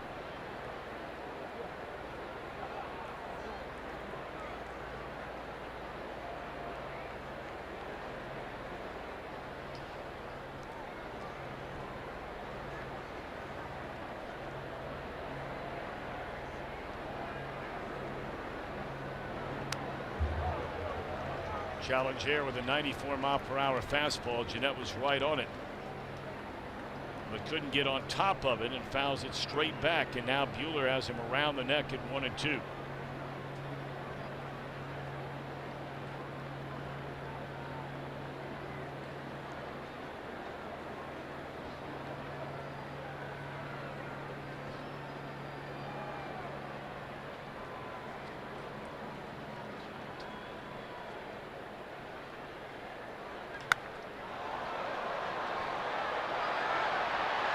Peterson not going to run this one down. The Reds are going to take the lead. A 2-run double by Jeanette here in the 6th inning on a 1-2 pitch. And the Reds are finally on the board. That ball was hammered by Jeanette.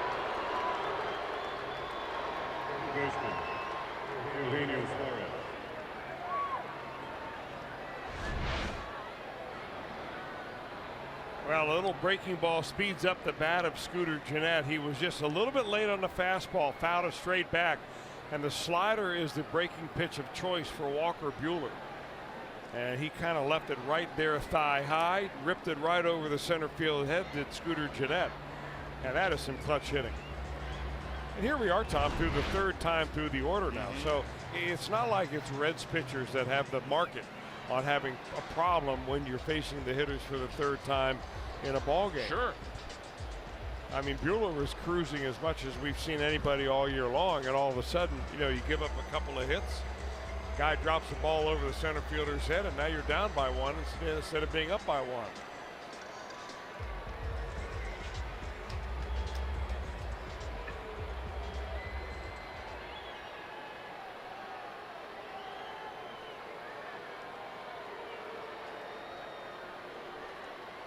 Pride of Chattanooga, Tennessee, the longtime Dodger pitching coach, Rick Honeycutt.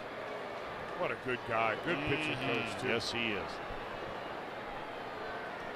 All right, so now Suarez with a runner at 2nd and 2 outs. Reds with a 2-1 lead. Singles by Winker and Votto, and the big blow, a 2-out double by Jeanette. Ball 1.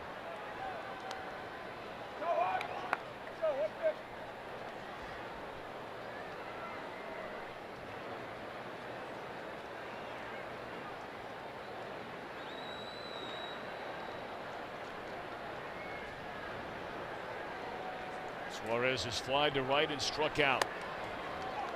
Catcher thought about trying to fire down to catch Jeanette sleeping and decided not to.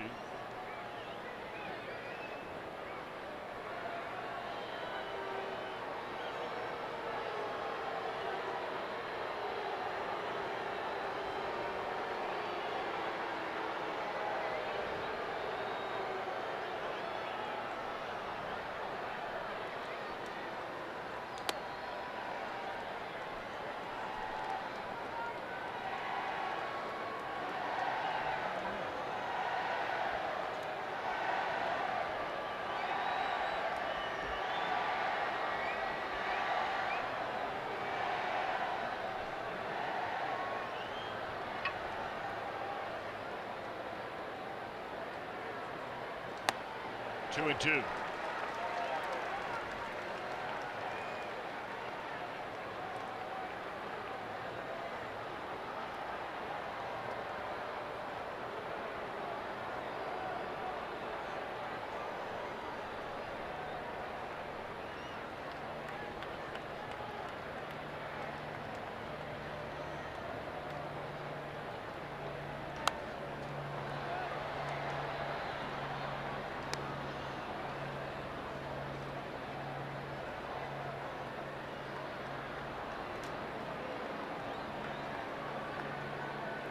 Scooter Jeanette picking up RBIs 19 and 20.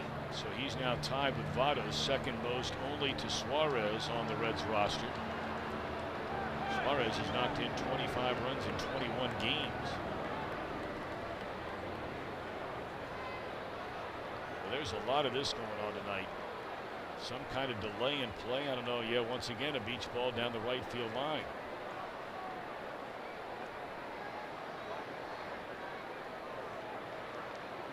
Can you imagine the collection of beach balls they have here at Dodger Stadium at the end of the season? I wonder what they do with all those beach balls. 2-2 pitch. What would you do with it? Well, I'd probably all tape them together and make a big floating raft and have a huge party. Great idea. You could cover half the Pacific with all the ones that they're getting here at Dodger Stadium. Well, you can walk from here to Hawaii on them. Well, you're going there anyway, so you might want to have it from Hawaii to Bora Bora.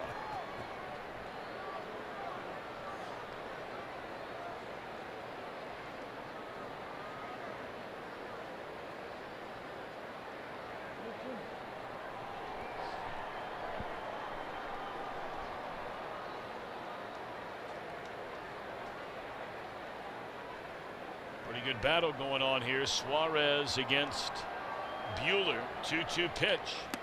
Breaking ball low and away.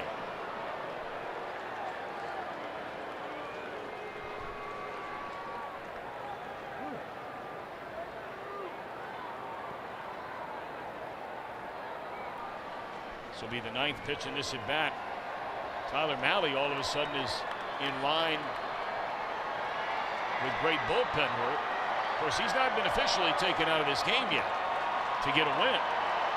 Gone swinging Suarez to retire the side. But the Reds have taken the lead on the two-out double by Scooter Jeanette.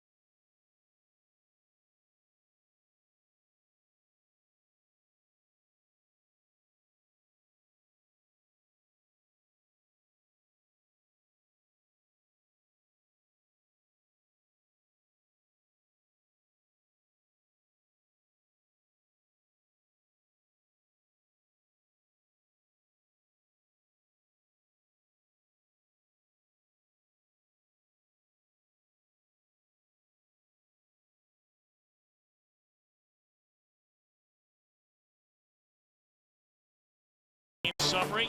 A couple of walks, an error in the first inning. Chase Utley makes him pay with a single to drive in the only Dodger run.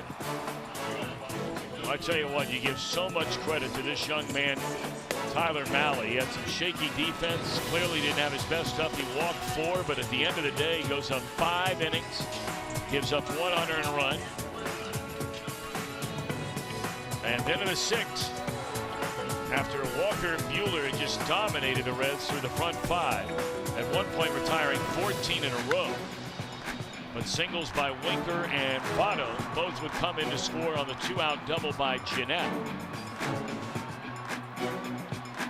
And so now the Reds with a 1-run lead, and they'll hand the ball over to the bullpen. And we ask the question, how good has Dylan Floro been for this Cincinnati team? Has made 4 consecutive scoreless appearances. That spans 5 innings. Has not walked a single batter in those 5 innings. Has allowed 5 hits and 8 strikeouts. And in fact, he has not given up a run in 8 of his 9 games with the big league club this year. Well, he's only had 1 game in which he's given up a run. So, and that was 1 run in that 1 ball game.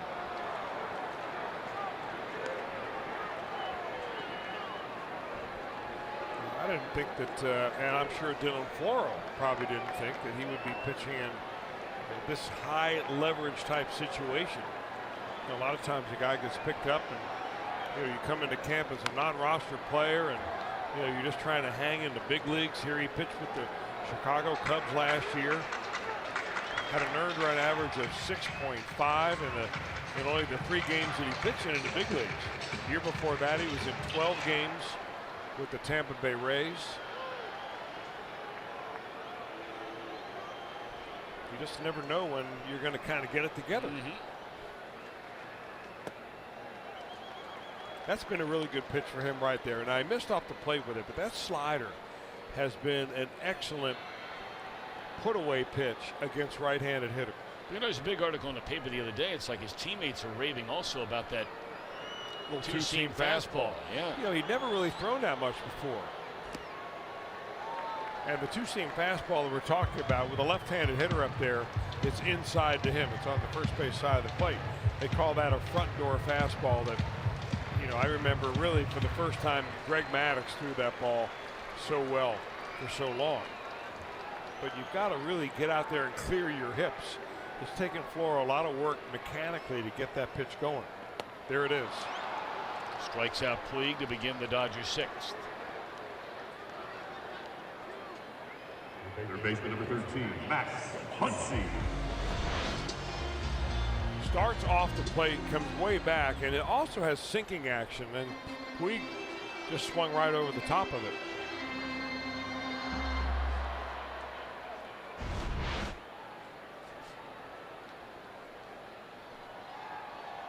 Here's Max Muncy. Down the strike. You know, since this is kind of a game in which the Reds pitchers have been hometown type of guys. I mean, Dylan Floro is a California guy from Merced. Went to Cal State Fullerton.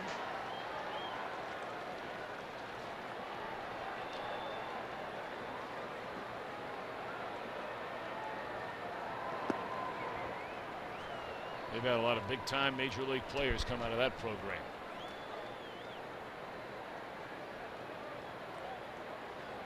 Including, of course, the Reds hope to get a guy that is going to be getting healthier sooner than later, and Michael Lorenzen.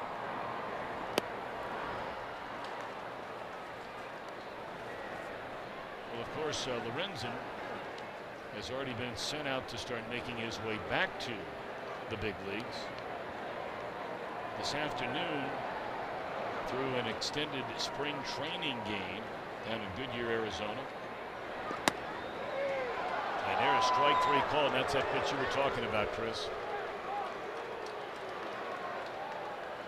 Man, has this guy been good.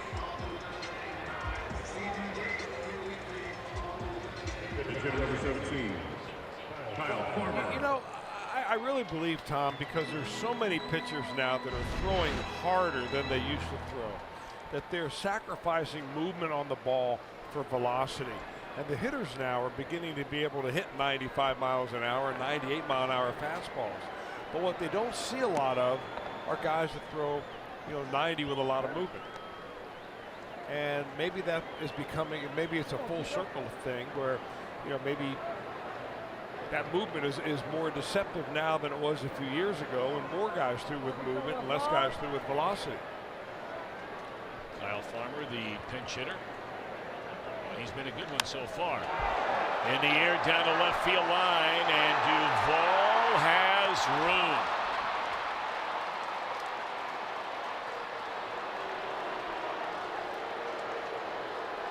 You can get a cheap one down there if you're not careful.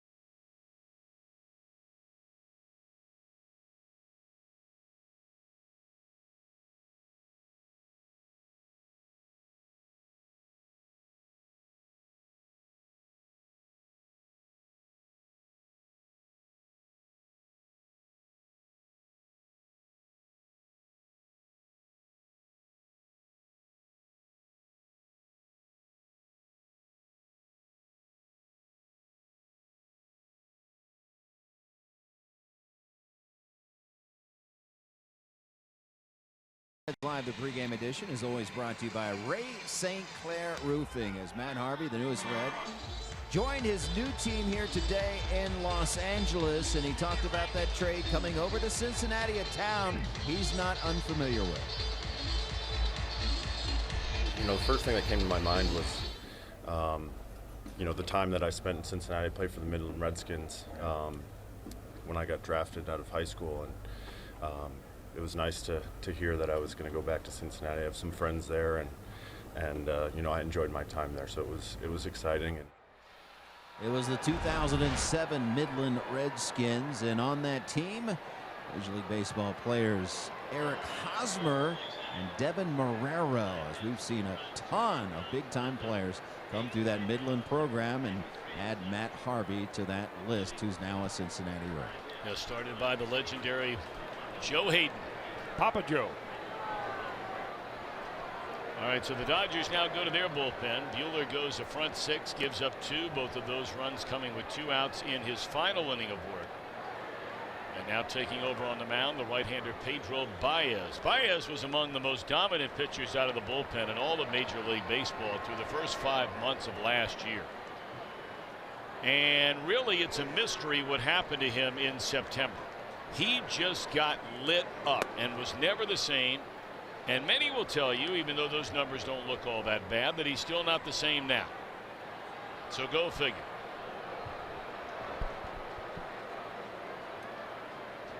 Barnhart, Blandino, and the pitcher spot.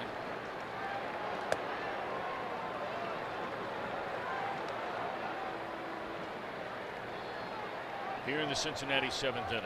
Tucker has bounced to third and popped up.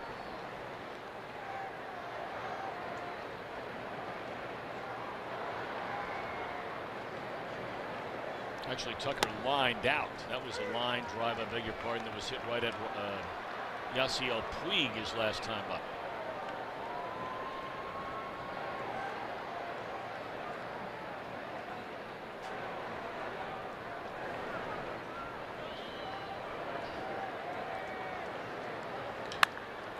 The drills this ball into right field. Puig will have it bounce over his head and up against the wall. And Tucker with a double to start things here in the Cincinnati 7th inning.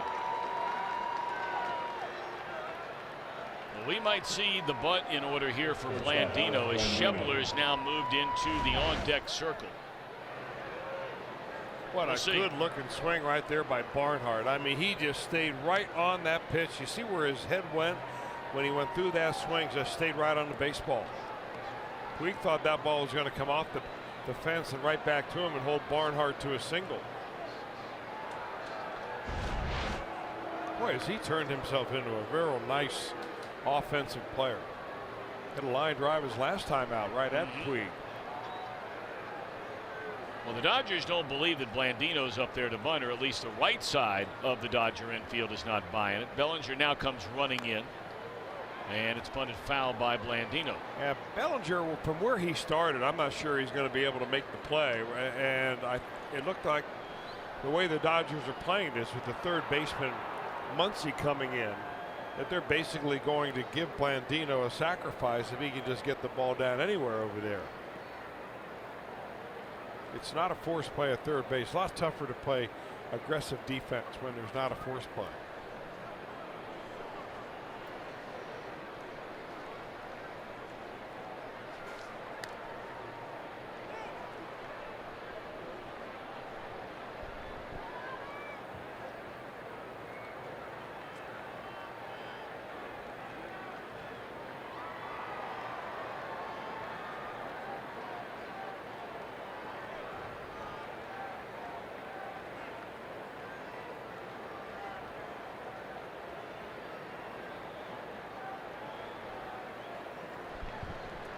I mean to tell you, there are brains spilling all over the field now.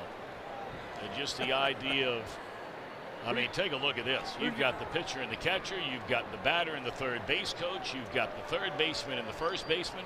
It's one of my favorite lines from the Hall of Famer and my one-time partner, Joe Garagiola.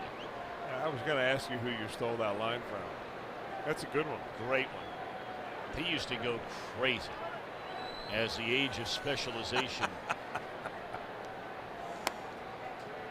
has taken over the game of baseball. Boy, he was saying he had a whole bunch of lines, man. I mean, he had them all. He had them all. So you pick up something from every one of your partners. Well, you and, you know, only a few of them.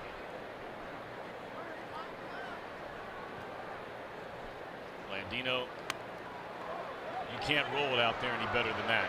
That's perfectly done. Boy, you're not kidding. Perfectly done.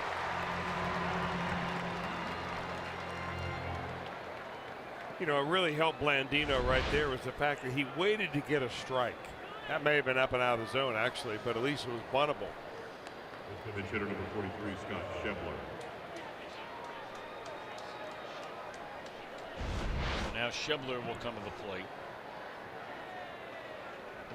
Big run out there at third base if you can get it in.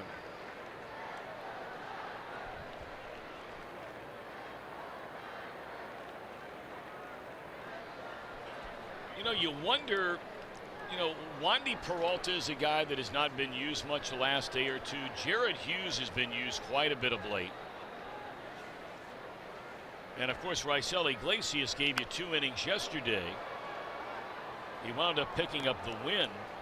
The other guy I would imagine the Reds would prefer to stay away from, although we'll see, would be Amir Garrett. But Hughes is probably the guy you say, okay, where does he fit into all this? We'll see. Actually, you know, he pitched yesterday only an inning, had a day off in between, and gave you 2 innings the day before that. So 3 innings over a 2-game stretch spanning 3 days. Well, he's the guy that'll take the ball. Yes. All right, the Dodger infield in. It's quickly 0-2 on Schebler. Trying to find a way to put it in play against Baez here and bring in that run. It's a big one down there.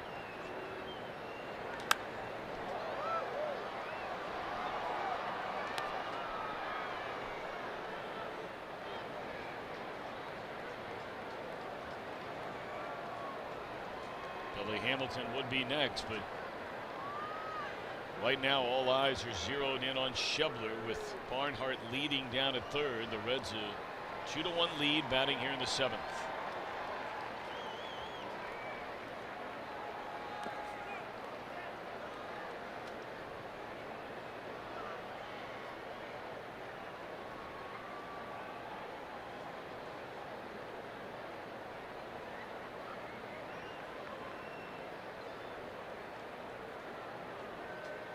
Jim Riggleman pacing around in that dugout.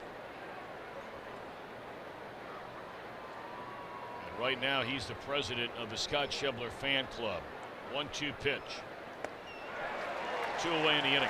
I figured he was going to eventually come back to that changeup. He had one swing against Shebler earlier in the at-bat that was really kind of an awkward swing. Had him way out in front.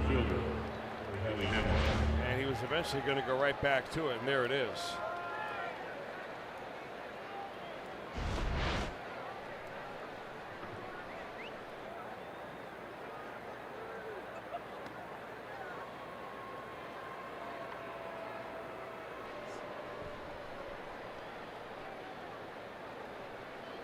So now Billy Hamilton. Well, we say it all the time, and we just never seen it. And whether we ever will see it, no one has a crystal ball.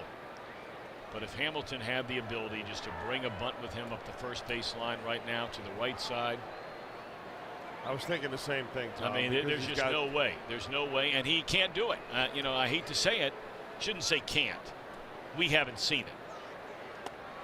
Well, what he's got to do is get himself in a position to bunt. Because every good bunter bunts when he's stationary in the box and then runs.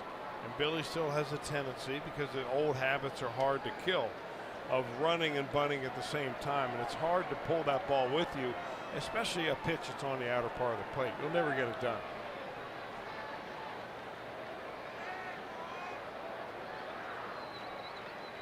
Going out there again.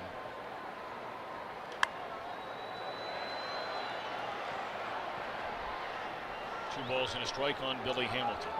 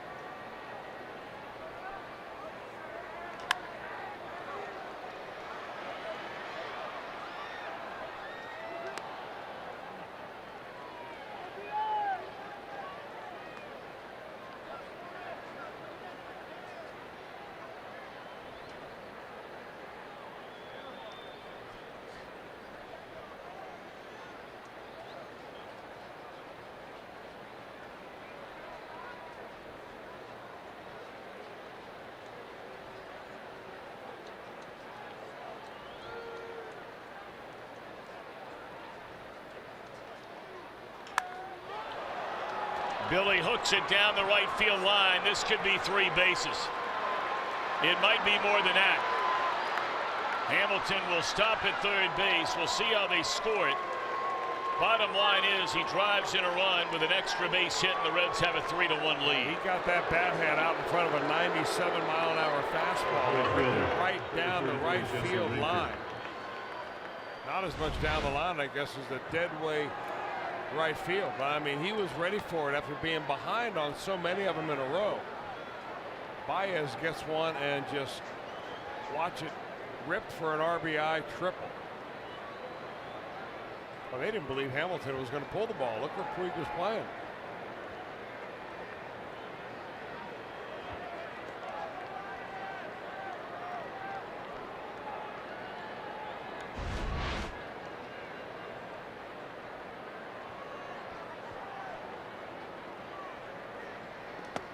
Now back to the top of the order in Winker as Hamilton delivers here in the 7th, as Jeanette did in the 6th, on a 2-out, 2-strike pitch to drive in a pair for Jeanette and 1 for Billy.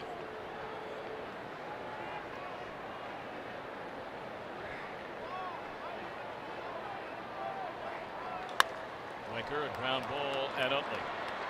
The Reds have scored in each of the last 2 innings on big base hits from Jeanette and Hamilton. They stand and stretch in LA. Reds lead 3-1.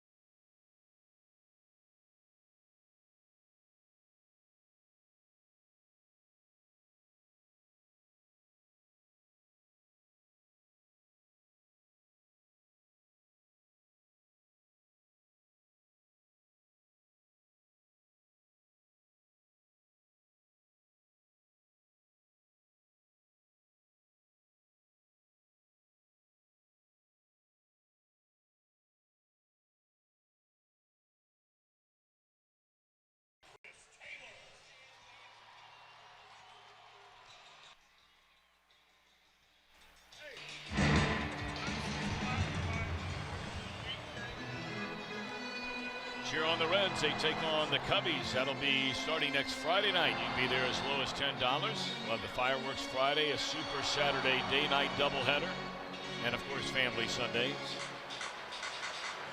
The series presented by Cincinnati Bell. For tickets, visit Reds.com. All right. 5 innings from Mahle, 1 unearned run, a perfect 6 from Dylan Floro. And now taking over on the mound is left-hander Wandy Peralta. He will face the top of the order. Chris Taylor down a strike.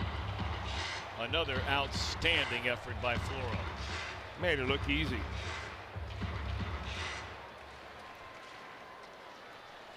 See the numbers on Peralta.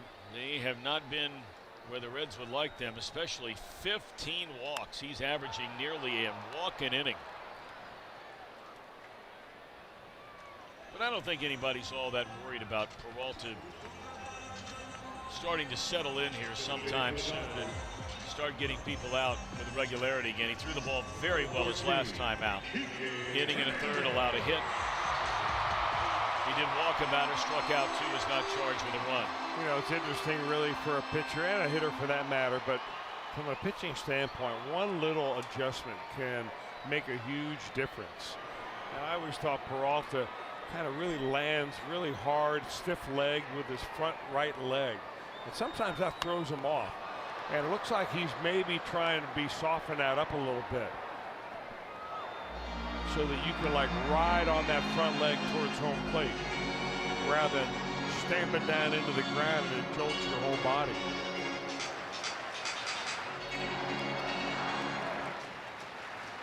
And it's really hard to make those adjustments while you're in the middle of games trying to get big league hitters out.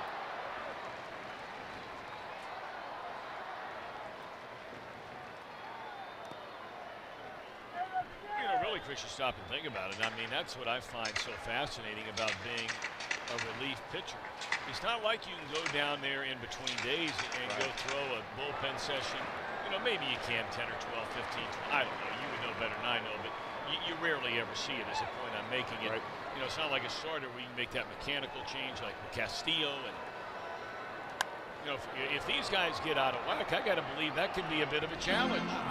I've always believed, Tom, that I think that every pitcher, since you pitch in a game off a mound, you got to do a little more mound work Now the trend has been for pitchers when they're not, in a game, especially reliever, they're throwing on flat ground, to each other. Right. One guy's on his knee acting like a catcher, the other guy's throwing his pitches. And it's become so commonplace that you don't really think much of it. But I've always thought that if you're going to pitch off a mound for a living, why not practice off a mound? Well, there's no doubt about it. I mean, we could talk about that from now till the end of time and how baseball does so many things that you don't do once you play in a game. Base hit left field by Kike Hernandez, batting for Peterson. He's a nice little player to have on your team. Say he can hit a fastball. Catcher number 9, Yasmani. Plays with a lot of fire. You can play him anywhere.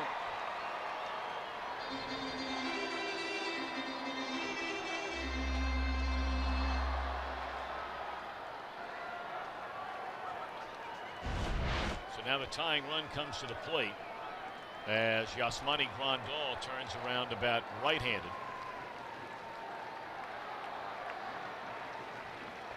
All 5 of Grandal's home runs this season have come as a left-handed batter. He's roughly 30 points better from a batting average standpoint from the left side. Nearly double the amount of plate appearances from the left side.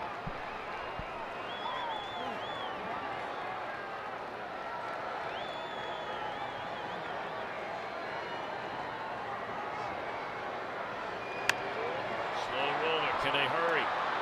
Took a while for Blandino to get rid of it, and they still turn the double play. Boy, Grandal runs like Long John Silver down there. I can't believe anybody got doubled up on that ground ball. Long John Silver in chains. But you're cold. That's really cold.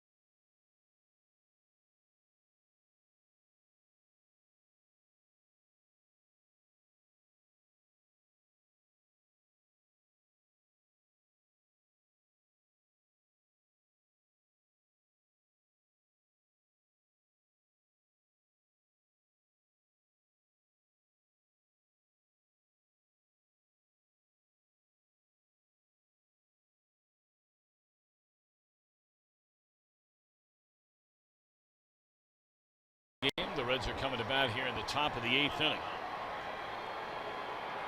They have seen Buehler. They have seen Baez. Kike Hernandez stays in the game. And a new Dodger pitcher takes over here in the 8th inning. Daniel Hudson. We saw him most recently with the Pirates. First pitch swinging Adam Duvall popped up into center field. One pitch, one out for Hudson. Boy, there was a time I thought this guy was going to be one of the real bright young stars as a pitcher, but he had so many injuries originally with Arizona when he came up to the big leagues. Boy, was he talented. Still talented, but I mean, he was really good. I believe, Tom, that he had Tommy John surgery not once but twice. That's right.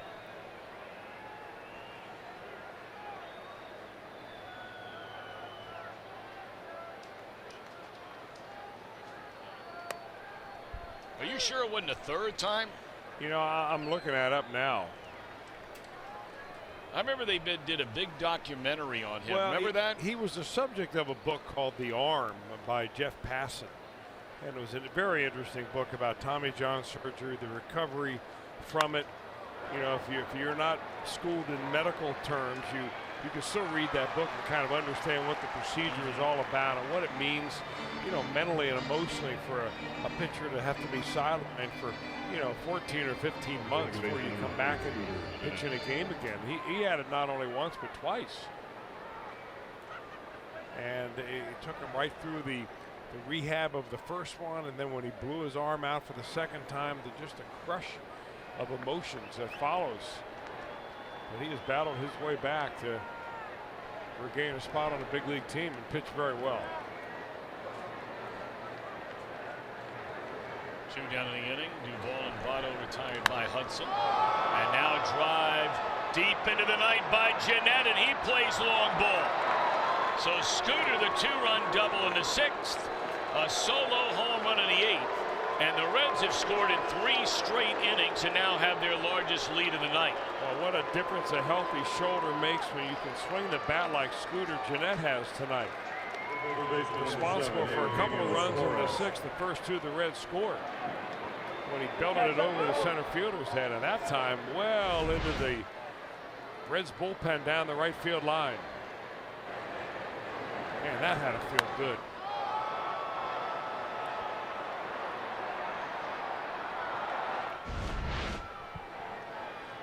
Tell you, this has been a very different Reds offense, and look, it has nothing to do with, I wouldn't think, you know, the managerial change. I mean, Jim Riggleman's not going up and batting for guys, nor was Brian Price. But the bottom line is, the numbers would tell you that it makes you wonder. You know, the first 21 games of the year, now the Reds were playing in very cold weather. Yeah. I mean, extremely cold weather everywhere they went. But they averaged under 3 runs per game. Since the 3rd week of April, in now the 17 games, including tonight, managed by Jim Riggleman, this team is averaging almost 5.5 runs per game. That is most among all National League teams. And the home run ball has a lot to do with it. They have hit double the number of home runs in 5 fewer games. All right. Scooter makes it a 4-1 game.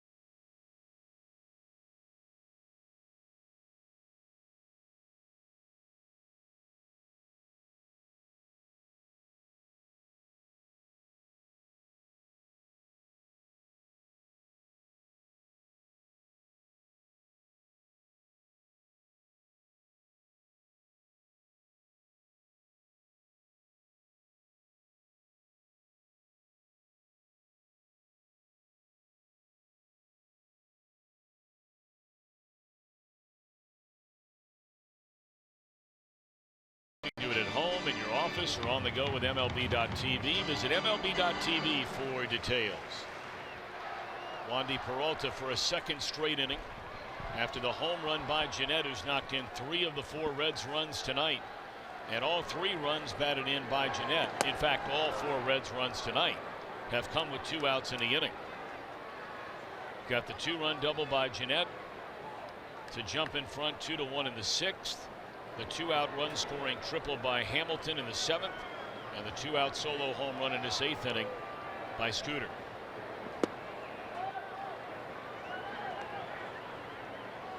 Bellinger a quiet night, 0 for 3, has struck out twice. He'll be followed by Kemp and Chase Utley. Straight up in the air. 1 out.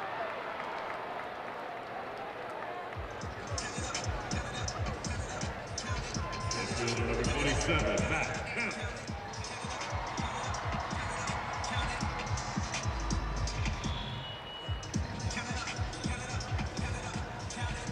Well, the dance moves out there. Jesse and Joey got it going on.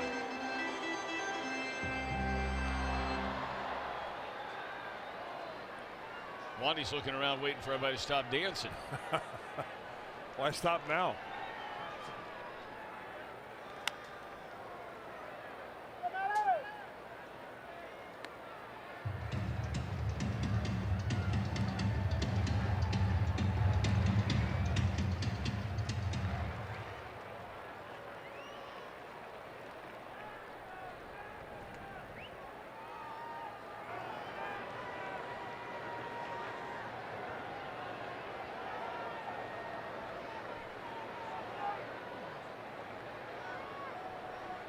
The Reds have not won 3 straight games all year. Needless to say, they've only won 10 on the season overall.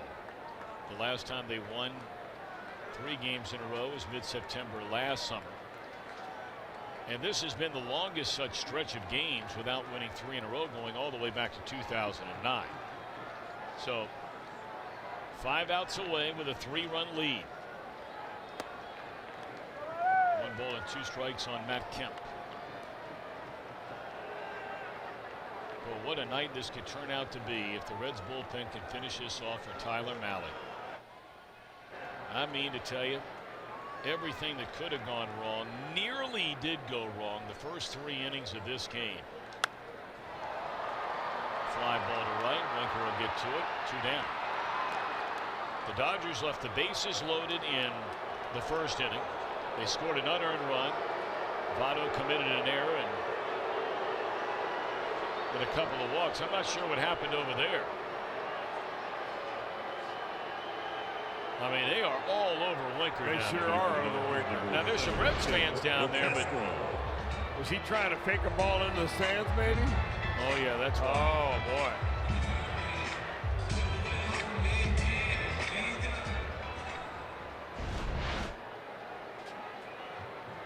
Well, you don't see many rookies do that. On the first game of the series. If you do that, you do it on getaway day. Jim Riggleman coming out, which would tell you there will be a pitching change. And Peraza is going to come into the game to go to short. They're going to move Blandino, I would assume, over to second, and Jeanette's going to come out of the game. Well, Scooter Jeanette's going to trot back to the dugout, and he's the guy that made it happen here tonight.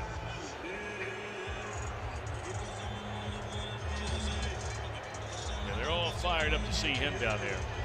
This will be our Skyline Chili call to the bullpen. Back in a moment.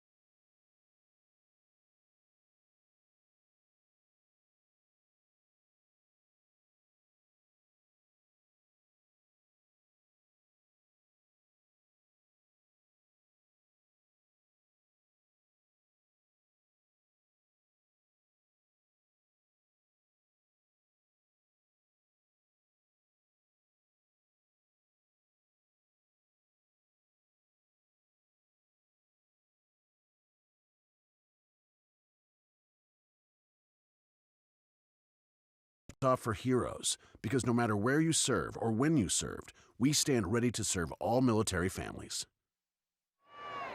Well, what a nice outing tonight by Wandy Peralta. That's 2 in a row now for him where he has been quite sharp. Didn't walk a batter tonight. Really makes a difference, too, when you have that weapon in the bullpen that Jim Riggleman has when Peralta's throwing the ball right.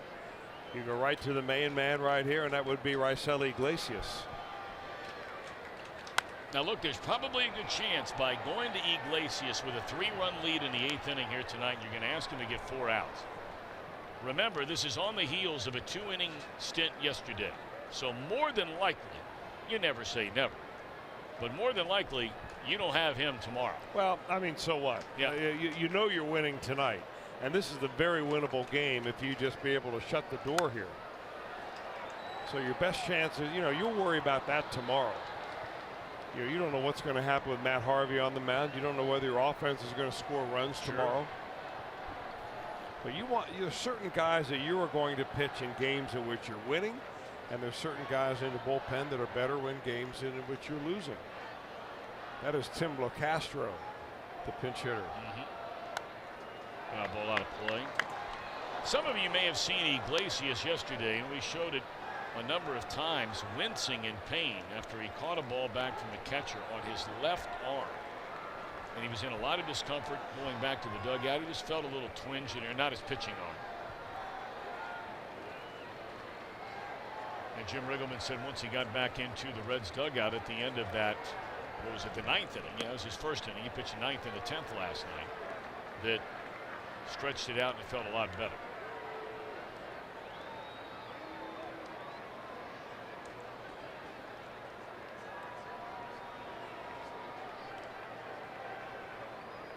Two balls, 2 strikes, a count on LoCastro, and he fouls it away. How did he get his bat on that pitch?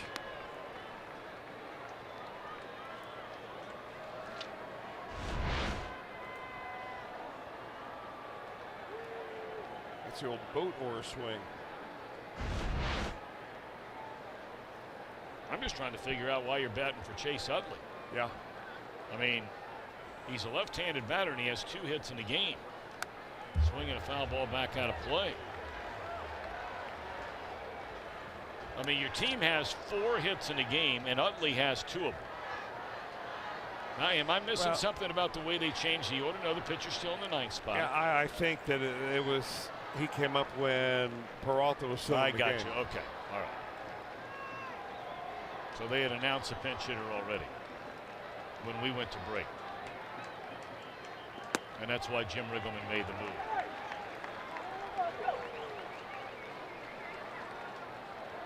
Duh.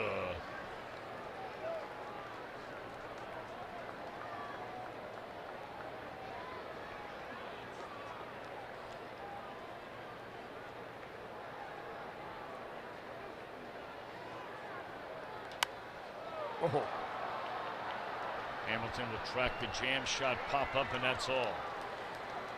Boy, this Reds bullpen again. And that's a very much improving part of this Reds team as the year goes on. Compared to last year, like night and day.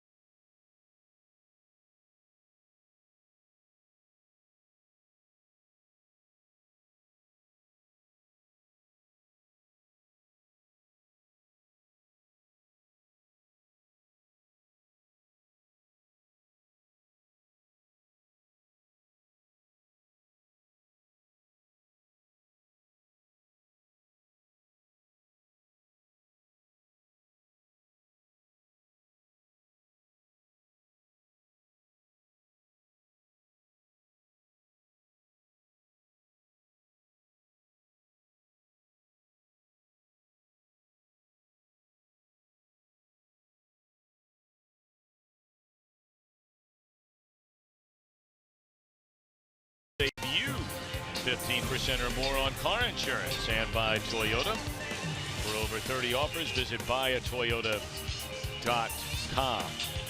Toyota, let's go places. Every weekday morning, Skip Bayless and Shannon Sharp will go head-to-head on the day's hottest sports topics.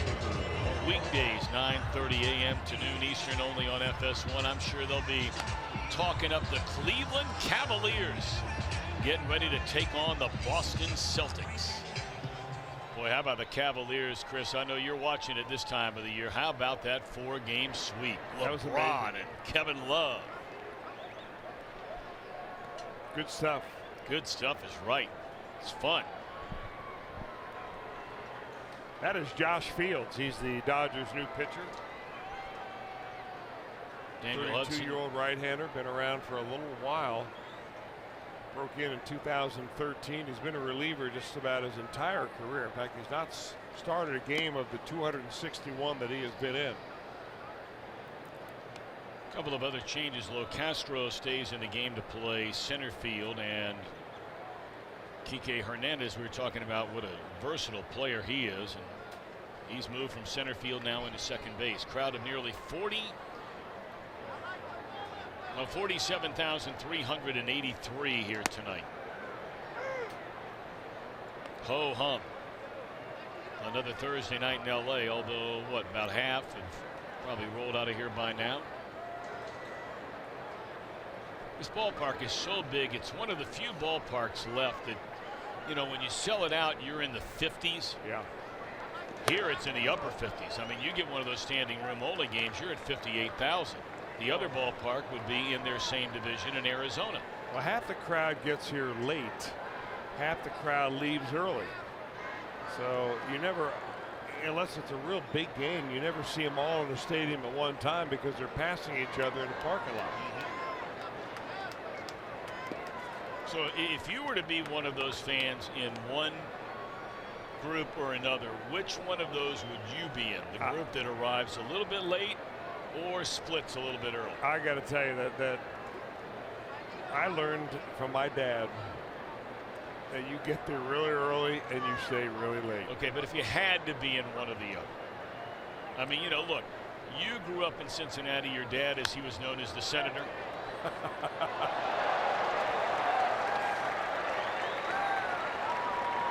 Nice catch in the stands. Very nice. Well done. So, look, you know, I mean, from your house when you were growing up, I mean, it's taking you 15 minutes to get to the ballpark, 20 tops, okay? But the traffic here, we know, is a whole different ballgame. Yeah. So, that ball booted by Hernandez, and it'll cost him. He just came into the game to play second base. That'll be an error on Kike Hernandez. So which group do you think you would be in? I probably would be in a group that would, well, I don't know. I like watching the whole game. I can't split it up like that. Okay. How about you? You're an early to leave guy, aren't you?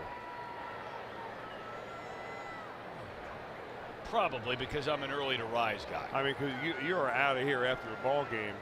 Yeah, right now. Before the lights. Well, I mean, I'm getting up my kids for school every day. I mean, you know, this is not like one of those empty nester deals where, you know, you and Beth can, you know, kind of decide to roll out on a coffee at 9:38. Dude. You know what I'm saying? I'm talking about 6:55 tee time. Not every day. School is every day. Schools aren't open on Saturday. Well, Sunday. you're right. Of course, closed on Monday. But if you ask me, that's true too. But if you're asking me on a Thursday night, yeah, I'd be splitting early.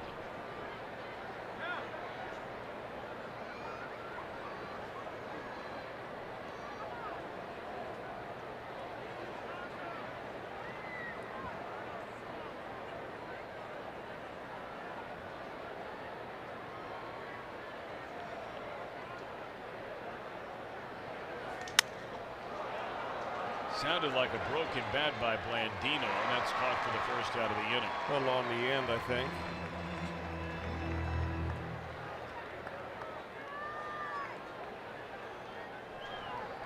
Shortstop number 9, Jose Peraza. Peraza getting his first at bat. I'm sure this will be the only game on this road trip. I can't remember the last game Peraza did not start. He has played every day, and he has played so well. Boy, what a game he had yesterday, especially in the field. He had a bunt hit, he drew a walk, but he made 2 outstanding plays defensively and 3 really good plays beyond those top 2.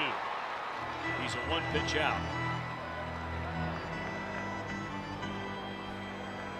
Some of those plays from yesterday by Peraza, and they were important plays. I mean, remember, this was a 1-1 game.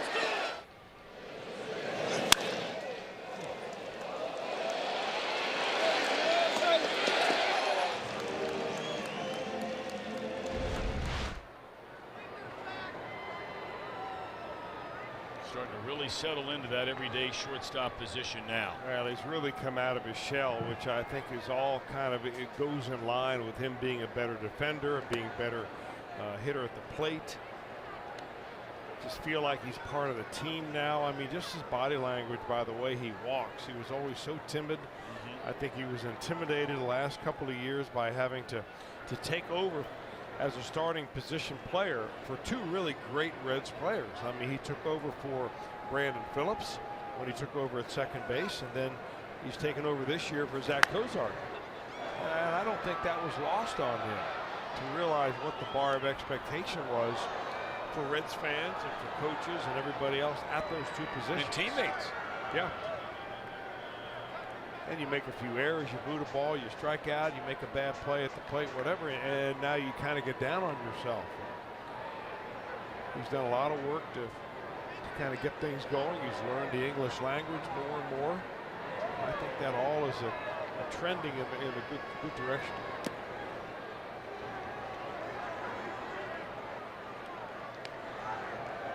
Barnhart at first, 2 away. We're in the top of the 9th. Reds a 4-1 lead. Dodgers led this one. Walker Buehler was rolling, man. He had retired 14 in a row going into the 6th inning. Got the first out in that inning. Then allowed a single, but then got a second out. So he had a runner at first, 2 away. Votto was a batter.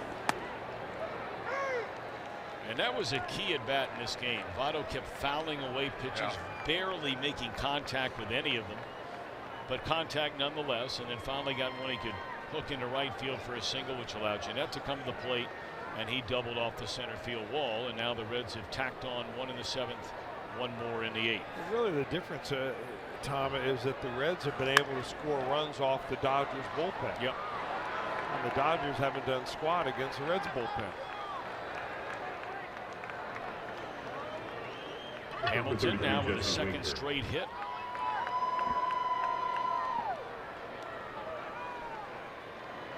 I'll tell you what, if the Reds finish off this game without giving any runs in the 9th inning, Chris, that will be 2 full weeks of baseball. 12 games, 14 days. Where the Reds bullpen's ERA is going to be in the 2.8s. Yeah, that's good. I mean, that's really good. Now, overall, the numbers, they're at 4.5 on the year, but dropping rapidly. That's come down a full run just in the last, 11 days. A full run per 9 innings.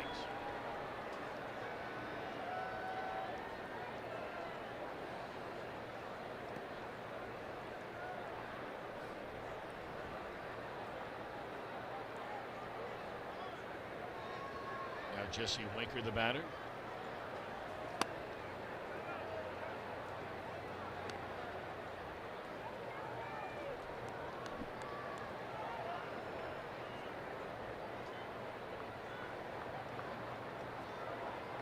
They're in the 11th inning down at Chase Field. The Nationals and the Diamondbacks in a 1-1 game. You start looking inside some of the offensive numbers of the Diamondbacks. They have done next to nothing this year on offense, and yet they have by far the best record in the league. You talk to the Dodger people about Arizona, they'll tell you they wonder if they're ever going to lose again. Iglesias to try and nail it down when we come back.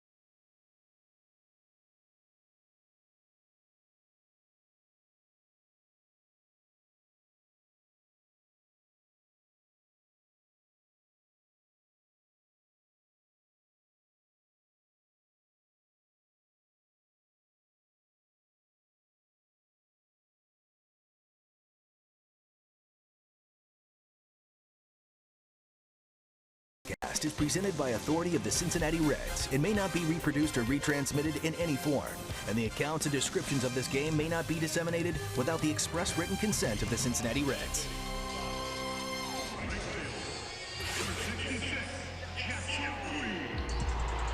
Well, when the Reds win tonight, you end an 8-game losing streak against the Dodgers overall and a 9-game losing streak here at Dodger Stadium. We talked very early on tonight about just a complete and thorough domination the Dodgers have had over the Reds. In fact, in the last 6 series over the last 3 years, the Reds are 0-5-1 against LA. They've lost 17 of the last 19, including, as we mentioned, the last 8, and 9 in a row. The last Reds win here was on August the 13th, 2015.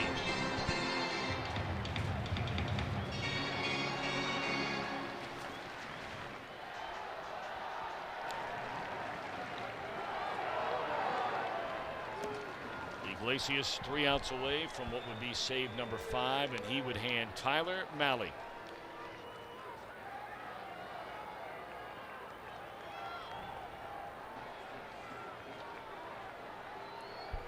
What would be Mahle's 3rd win, and without a doubt, I mean, in a very short amount of time, handful of starts last year, more than a handful, but 7 starts, his 8th here tonight. This will be probably the one early in his career that might end up meaning the most to him for multiple reasons. Number one, his family and friends are here.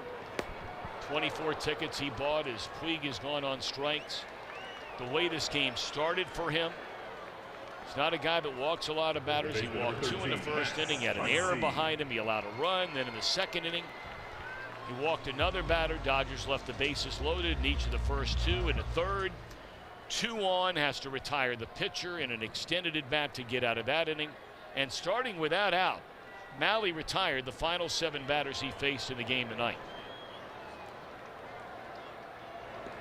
Grinder game. Big time.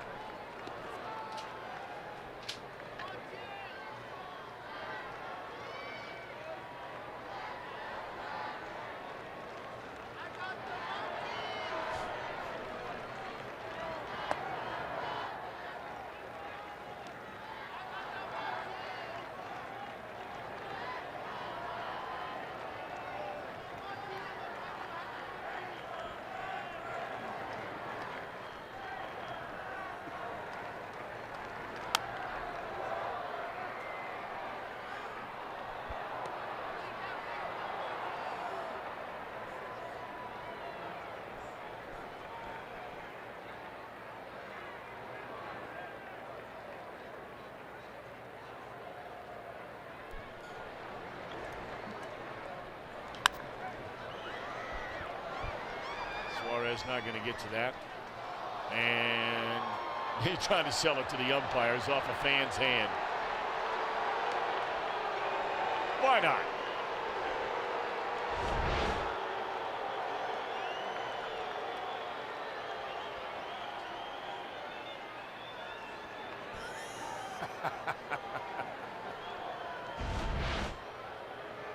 Gotta have a little fun. Oh, yeah, he can do that. What a smile.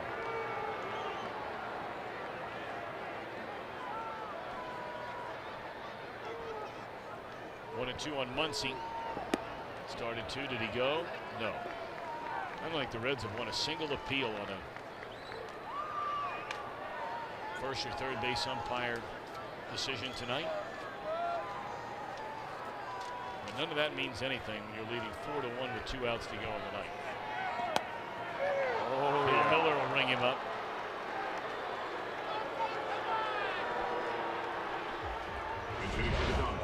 Back-to-back strikeouts for Rysel here in the ninth. Well, that's a money pitch right there. It's about unhittable. Austin Barnes will be the pinch hitter.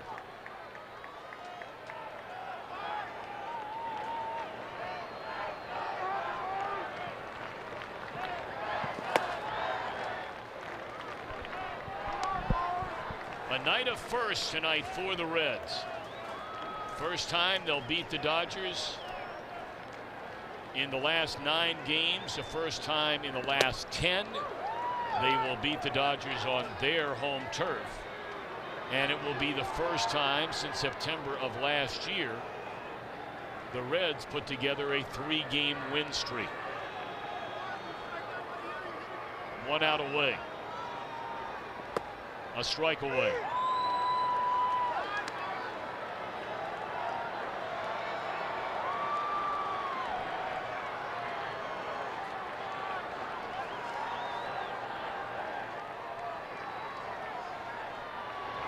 And that'll do it. Iglesias strikes out in the side in the 9th inning. He gets his 5th save. Tyler Mahle, congratulations. He picks up the win here tonight. Scooter Gennett drives in 3 of the 4. All 4 Reds runs tonight come with 2 outs in the inning. And the Redlegs have won 3 in a row. Final count tonight, Reds 4 and the Dodgers 1. Here now the totals for tonight's game. The Cincinnati Reds Live, the postgame version right around the corner. You're watching Reds baseball on Fox Sports Ohio. Fans are reminded the Dodgers return tomorrow night for Game 2 of this series with the Cincinnati Reds